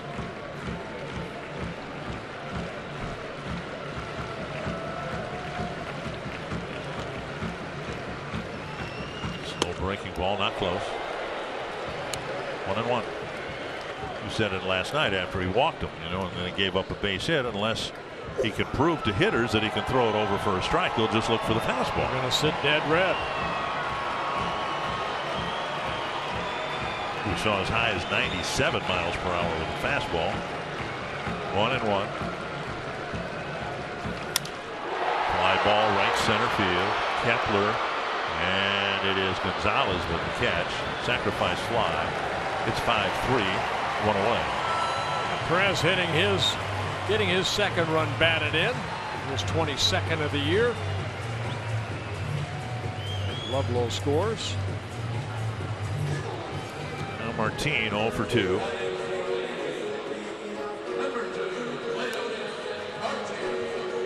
Couple runs for the Indians here. They did damage after the rain delay in the 7th inning last night. Tonight no rain delay, but another good inning for Cleveland. With the Twins helping them out, of course. The error followed by the walk. Martin batting.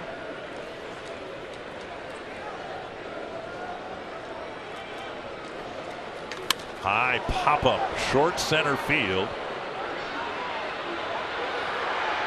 And Polanco with a catch, 2 away. And now Lindor to the plate, representing the tying run. Rios pitched it marvelously. Weak ground ball, a strikeout, and a pop-up to Barrios.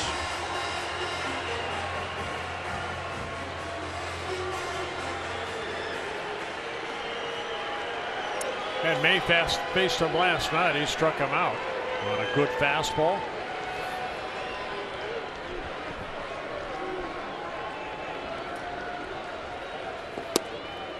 Ball low, ball 1. And there was 97 miles per hour, but not in the zone.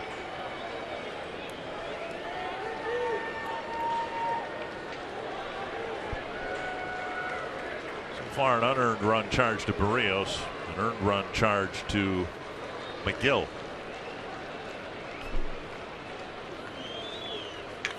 Deep down the line, but it's foul.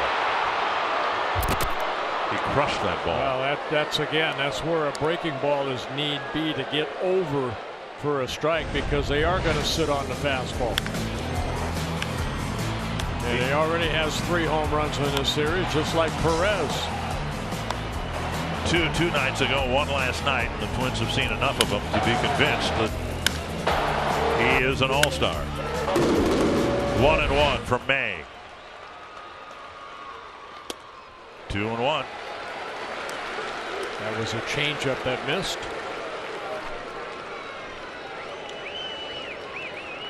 So until May gets those secondary pitches over, hitters are going to sit on the fastball.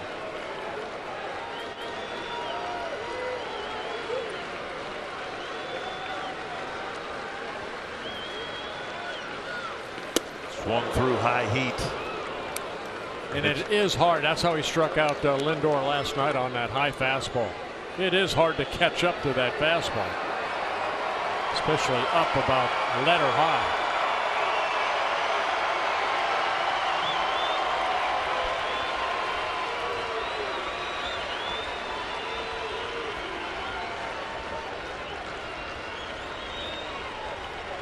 Two and two.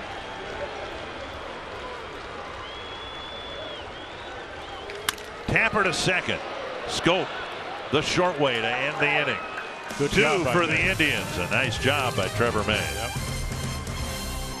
After the game here tonight, Barrios will have picked up the win here tonight. It would be his 8th of the year. Marwin Gonzalez leading off the 8th against Trevor Bauer. Bauer 108 pitches, 70 for strikes. Tap foul, a strike. Gonzalez drew a walk his last time up, hit a smash against Bauer, against his foot in the 2nd inning. Struck out in the 3rd. It'll be Gonzalez, Scope, and Adrianza. And again, this is nothing new for Terry Francona and Carl Willis. So let Bauer go out there. 123 pitches, or the most he's thrown in a ball game, but he's thrown 120 or more 4 times. 1 strike to the Twins right fielder. Thought about bunting and took a ball.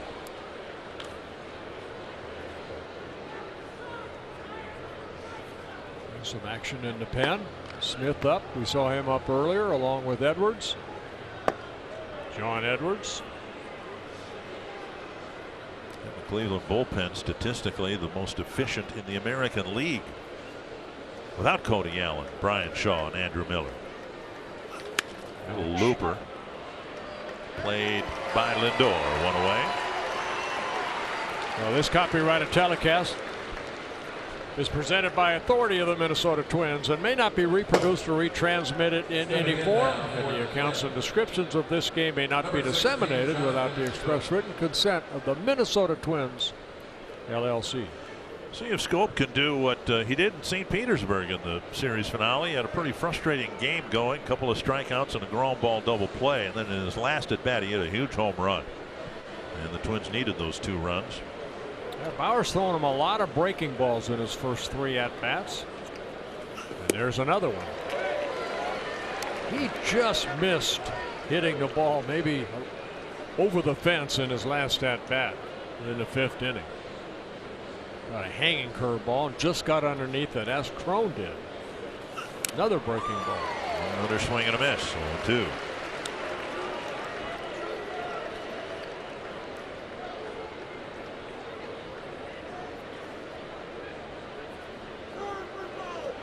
Oh, 2. Fastball off the plate.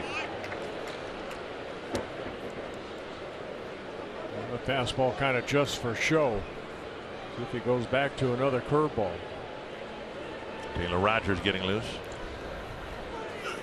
The breaking ball. 2 down. Strikeout number 7 for Bauer. Adrianza will bat, but first a quick timeout with Tria.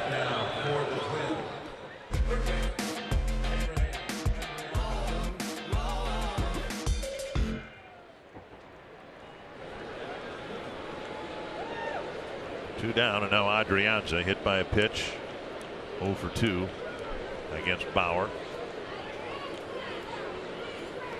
who set down 5 in a row.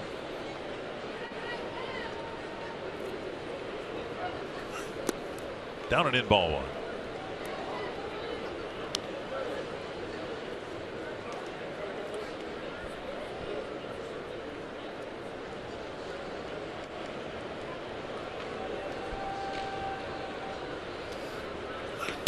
Turned away by a fastball. 2-0. In case you're wondering, Max Kepler will get another plate appearance in the 9th inning. Chance to make baseball history.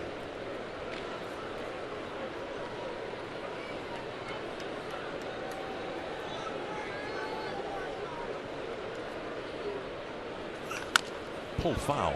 2-1. And if Bauer's still out there, I bet he can't wait.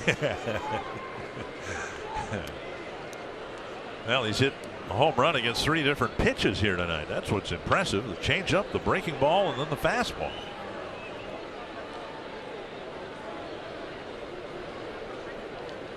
Two and 1 to Adrianza. Rolled weakly to Ramirez. 8 innings complete by Trevor Bauer, but he trails 5-3.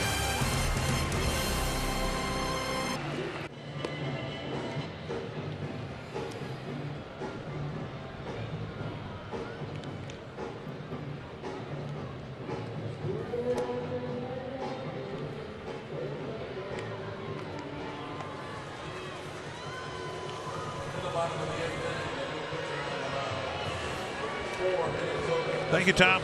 Taylor Rogers in the game to pitch to the Indians, at least in the 8th inning. We'll see how this all plays out. The Twins are kind of where they were last night at this time, and Rogers has been very good. Yeah, 5 of the 16 saves that the Twins have out of that bullpen. Very good, making his 24th relief appearance. He picked up a save in that Tampa series.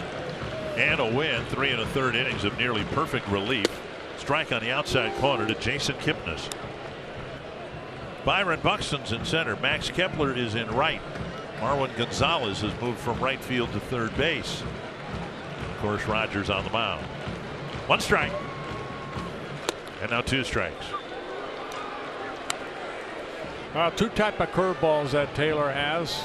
He's added a quicker curveball, almost like a slider in spring training, along with that fastball in the low 90s.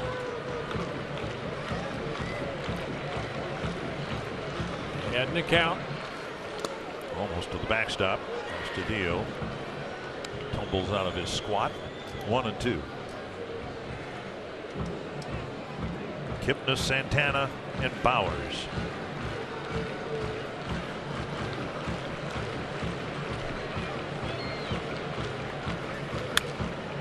Pop up, flipped over the Cleveland dugout, out of play.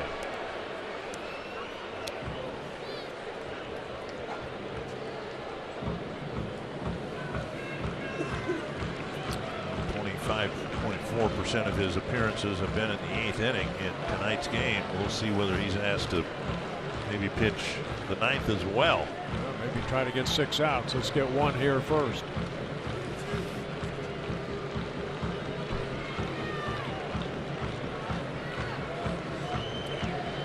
That's what we're saying is in the 8th inning.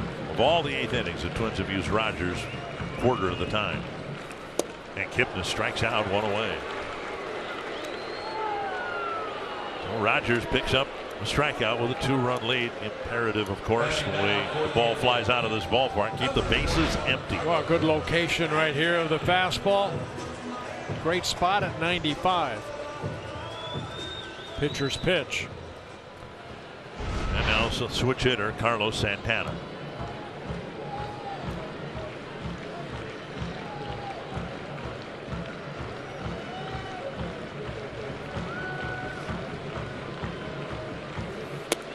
Down and away, ball 1. What's nice about Rogers too, excellent control. Still only 6 walks in 26 innings.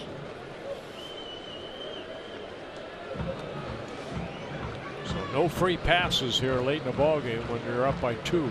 Especially to this guy. He's one of the top walkers in the game. Breaking ball hit the corner, 1-1, and Santana didn't like it. Santana, counting his 3 at-bats here tonight, has 217 at-bats and 41 walks. He's probably saying this ball went around the plate. And a gift strike there.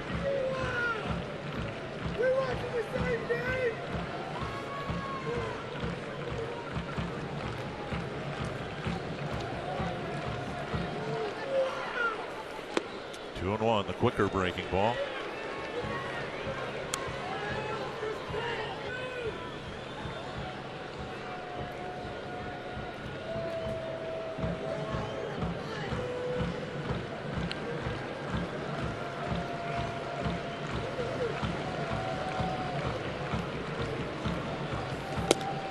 Middle of strike. 2-2. Fastball away.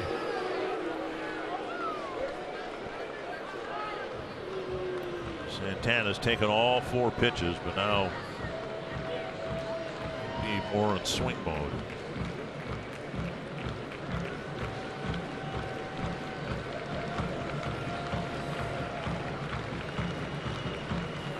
Tapper, backhanded. Scope fires 2 away. Join Fox Sports North for Kids in the City Tuesday, June 11th. Tickets are $75 and include a pregame party and silent auction at Fulton Tap Room. Free food, beverages, plus a ticket to that night's Twins game at Target Field. All the proceeds benefit boys and girls clubs of the Twin Cities.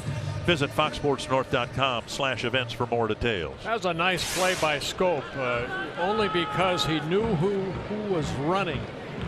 He got that ball. A lot of times you'll see middle infielders maybe, try to get rid of that ball quickly, but Scope knew that Santana was running. He set himself up and made a good throw over to Crone. Strike one to Bowers. 11 pitches, 8 strikes for Rogers, and after what happened in the 7th inning, that's a sight for sore eyes.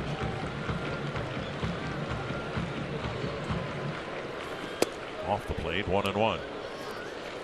Well, Trevor May came in and shut the door. He did a great job to get out of the 7th inning.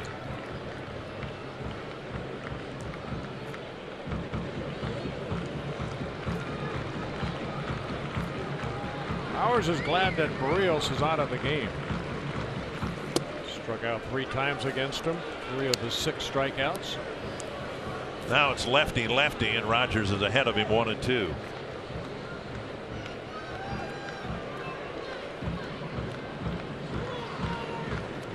Rogers has given up more hits percentage-wise to lefties than righties. Got him on a breaking ball. And Astudillo flips to first. And a great 8th inning for Taylor Rogers. On Fox Sports North, headed by Menards. Save big money at Menards on all your home improvement needs. Twins leading 5-3. They're going to host the All-Star game here in July. Should be well attended by Twins players, one would think. Twins have a chance to pick up a win here and get back to a double-digit lead in the division. C.J. Crone will lead things off against John Edwards. Yeah, Edwards just getting called up yesterday. He was up earlier this year, making his 9th relief appearance. Edwards, 31 years old, 6'5", about 230. Came up through the big leagues with the Rangers. Also spent time with the Padres in the 2nd season in the Indian organization. Crone's 0 for 3, and he takes ball 1. It'll be Crone, Astudillo, and then Kepler, who has a chance to be just the 19th major league player to hit 4 home runs in a game ever. And now 2-0.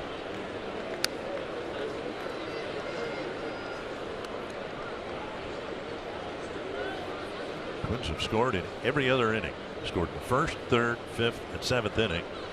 This too is an odd numbered inning. Crone tried to hit one out. 2-1.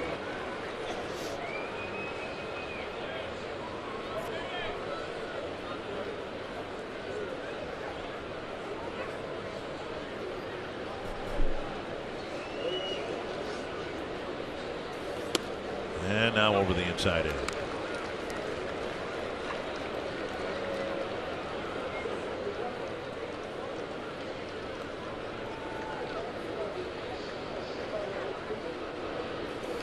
Fouled back.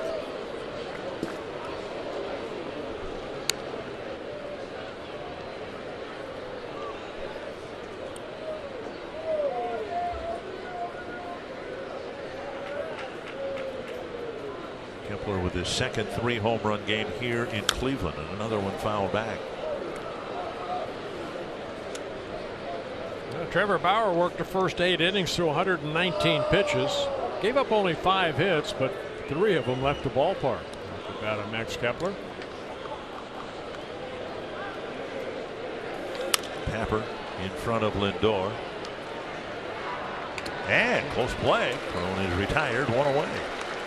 Good hustle by Crone. We'll bring up Astudillo. To the plate now from Minnesota, the catcher, Williams Astudillo. Astudillo, single and a run scored in the 3rd. Since then, a fly ball and a ground ball.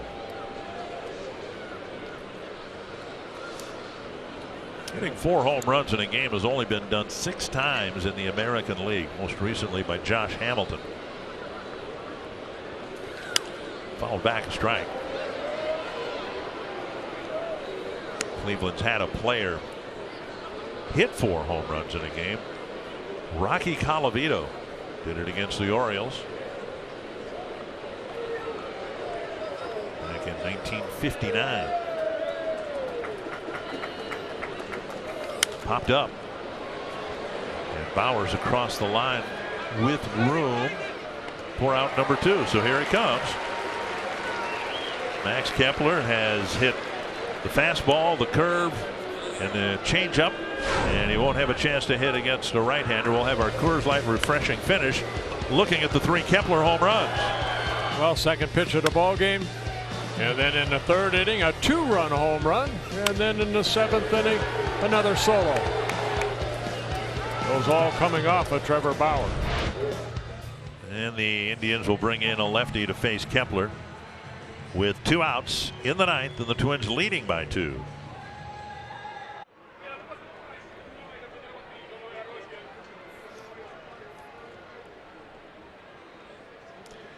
Kepler 3 for 3 with a walk, and the 3 have all been home runs, driving in a total of 4 runs, 4 of the 5, now facing Olson, the left-hander.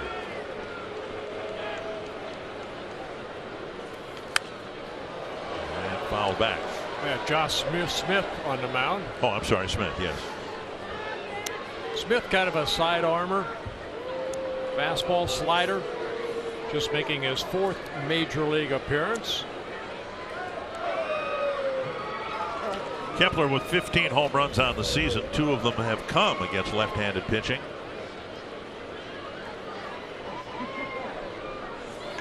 On the ground into short right field, and a foot race with Kepler beating him to the bag, and then Smith awkwardly slipping on the bag. So a 4 for 4 night for Max Kepler, and only a single in the 9th. Well, Smith a little late getting over there. Kipnis fed him, but Smith had, sometimes as a pitcher you have a tough time trying to find the ball and the bag. Exactly what happened right here. See Smith kind of just a little tardy, and right there he kind of caught the ball, then looked for the bag. And by the time he found it, Kepler already touched the bag. So an infield base hit, quite a night for Kepler. Good for him. And now Polanco looking for his first hit of the night. He's 0 for 4. Hit a smash that Lindor picked off for an out in the 5th. Scored later that inning after reaching on a fielder's choice. Squaring the bunt, taking strike 1. No activity in the Twins' pen, meaning the Twins are going to entrust both the 8th and 9th innings to Taylor Rogers.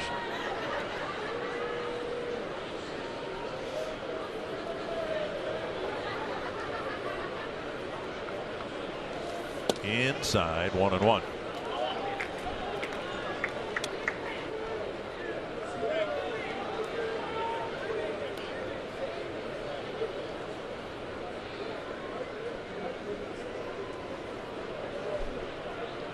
Kepler had seen his batting average drop about 30 points prior to this game, and with 4 for 4 should spike back up considerably. Kepler takes off. The pitch lobbed into short center. Late break for Martin. He won't get there. Kepler to 3rd, and he'll be held. That means now 2 aboard for Mitch Garver. Polanco off the end of the bat just hits it softly in center field. Kepler scoots over to 3rd. He was taken off on that. Twins would like to add a run or 2 here if they can. Kepler taken off. Softly in the center. 2 outs. Max just keeps running. Mitch Garver has absolutely crushed right-handed pitching, or left-handed pitching this year, hitting .400. And he has a chance here to break the game open a bit. A couple of 2-out singles have the Twins threatening here in the 9th.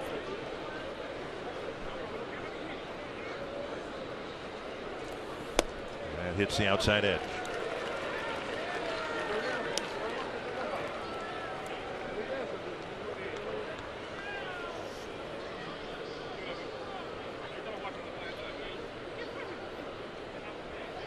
Garver with a double, a triple, and a home run among his 10 hits against lefties.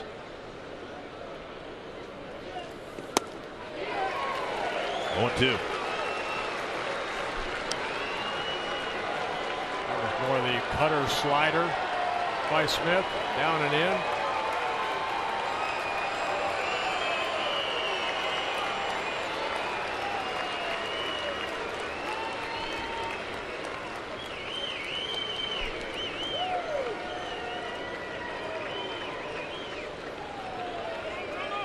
Called.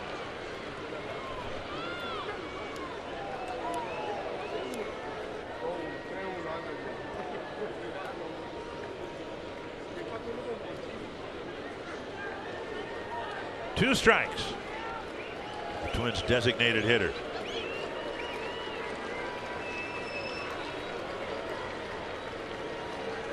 Runner goes. Missing inside, and Polanco without a throw advances to second. He'll be credited with a stolen base, his second of the year. Garver with a great batting average and the extra base pop against lefties has only 4 runs batted in among his 10 hits against lefties. Hit to the outfield could double the Twins' lead.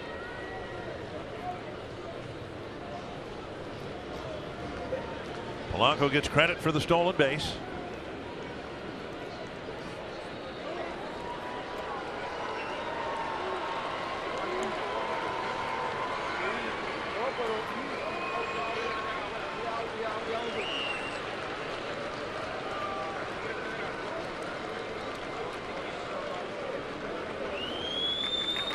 Down and in, 2-2.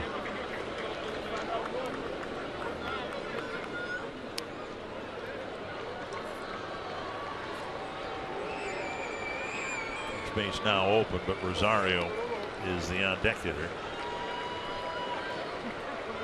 Rosario's hitting left-handers better than right-handers this year.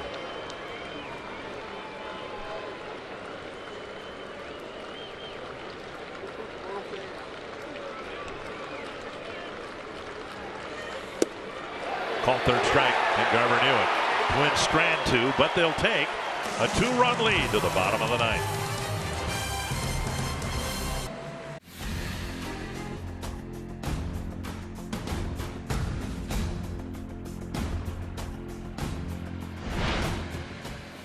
Max Kepler with 3 home runs, driving in 4 of the 5 Twins runs. It's a 2-run lead. Now the 9th inning, Rogers delivering strike 1 to Jose Ramirez. He's out there because the 8th inning he threw only 14 pitches, had a couple strikeouts, 10 over the plate, so working ahead in the count, Taylor Rogers. Pitched 2 1/3 innings in a win in St. Petersburg 2 outings ago. Strike 2 over the inside corner. Gave up 1 hit in that outing, but that was it. Then came back with another 1-2-3 inning in St. Petersburg. He struck out the side in that game.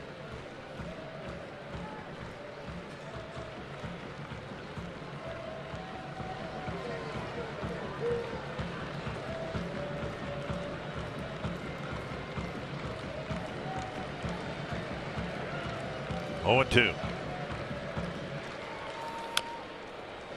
Ramirez lucky to get a piece of that. Feeding him fastballs, mid-90s fastballs.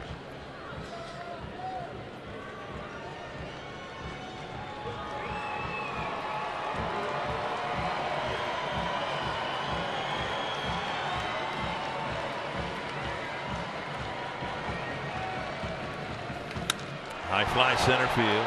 Buxton is there. 1 down. 4 straight fastballs by Gumby. And now Jordan Luplow.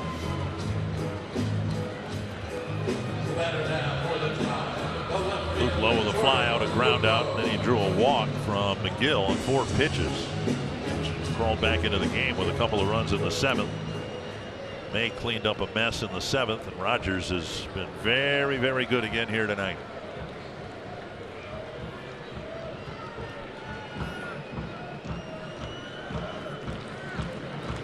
Shakeoffs. Off speed pitch over for a strike.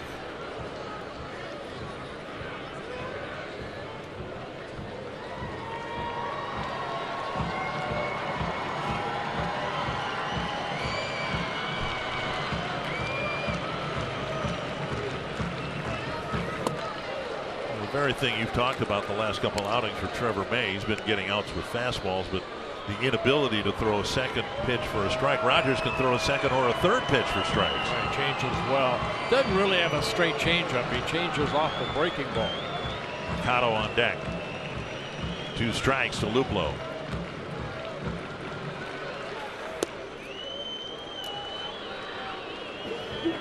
Studio caught that awkwardly. 1-2. That was a breaking ball. You expect that to be down and in. Stayed outside.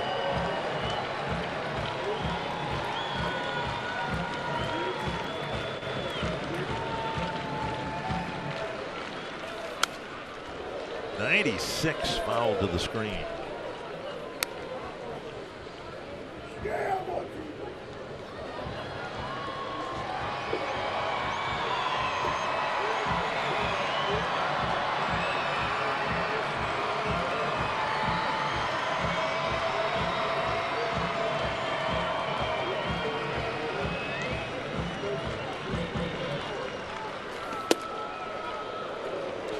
Missed the inside edge with a fastball, 2-2.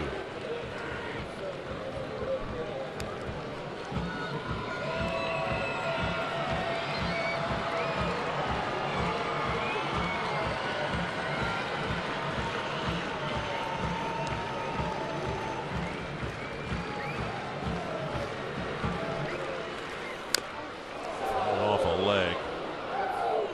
Luplo pops up right away, but that had to hurt. Ouch.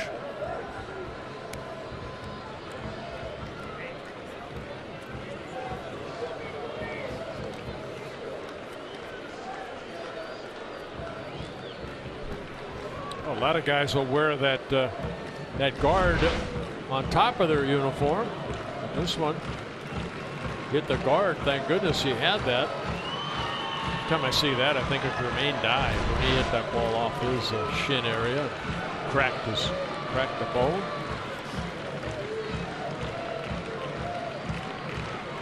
Another 2-2. Got him, chasing a fastball, 2 down. And strikeout number 3 for Rogers in the 5 batters he's faced.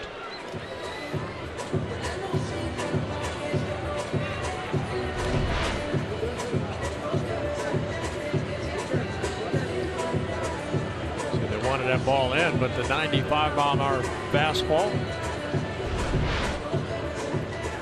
Swing and a miss. Mercado will hit for the left-hand hitting Tyler Naquin. Naquin drove in a run with a single his last time up.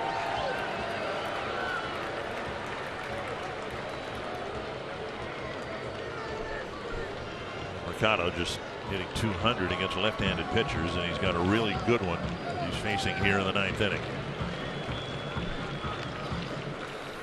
Strike 1.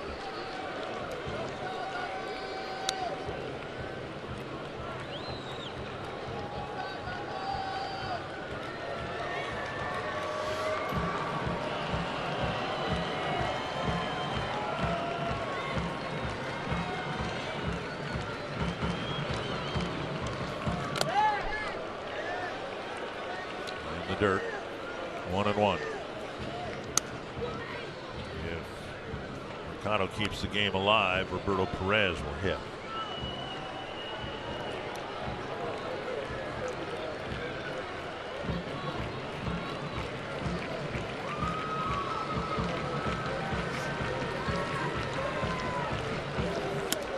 Very high, and Cedillo doesn't catch that one. It's 2-1. 2 in a row that he hadn't caught.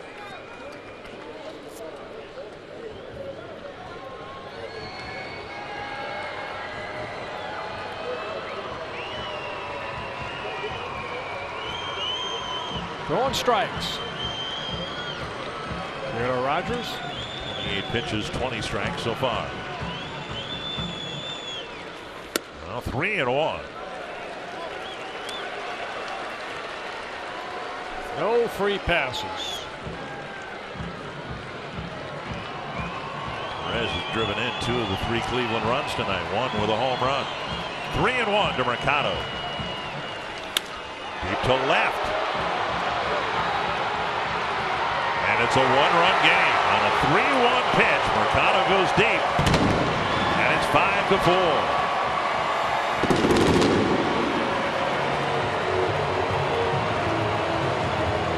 For Taylor Rogers, you know, 3-1, make him swing the bat. Well, credit Mercado. We got a pitch and hit it out.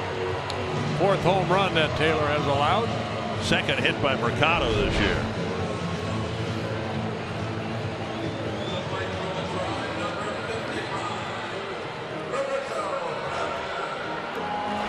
Wes Johnson's going to come out to the mound.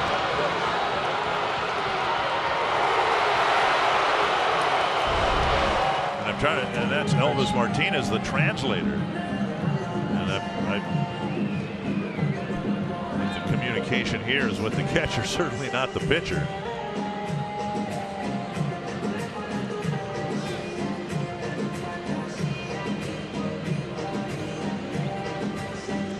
I think they just wanted to make sure that the pitcher and the catcher were on the same page here.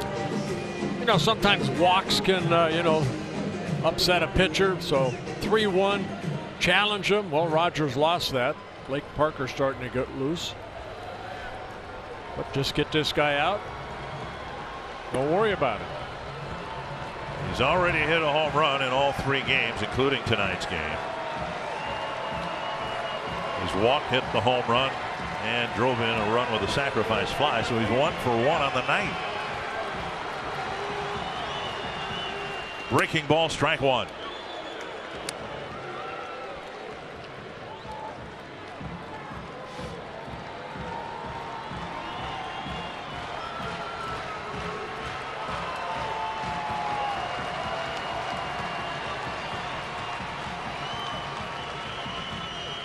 Not close.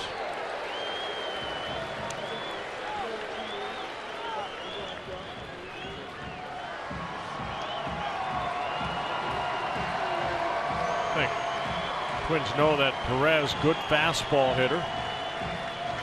Taylor Rogers showing him a fastball, but going back with another fastball away. 1-2.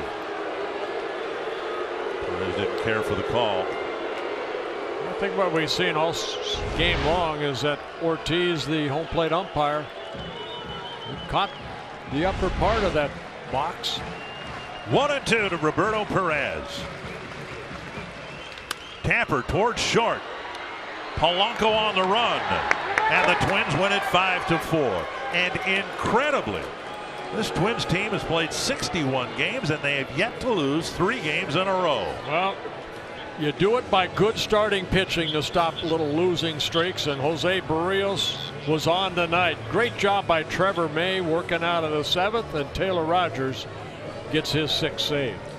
Oh, and Max Kepler hit 3 home runs. A good night for the Twins. We'll recap it all on Twins Live coming up next.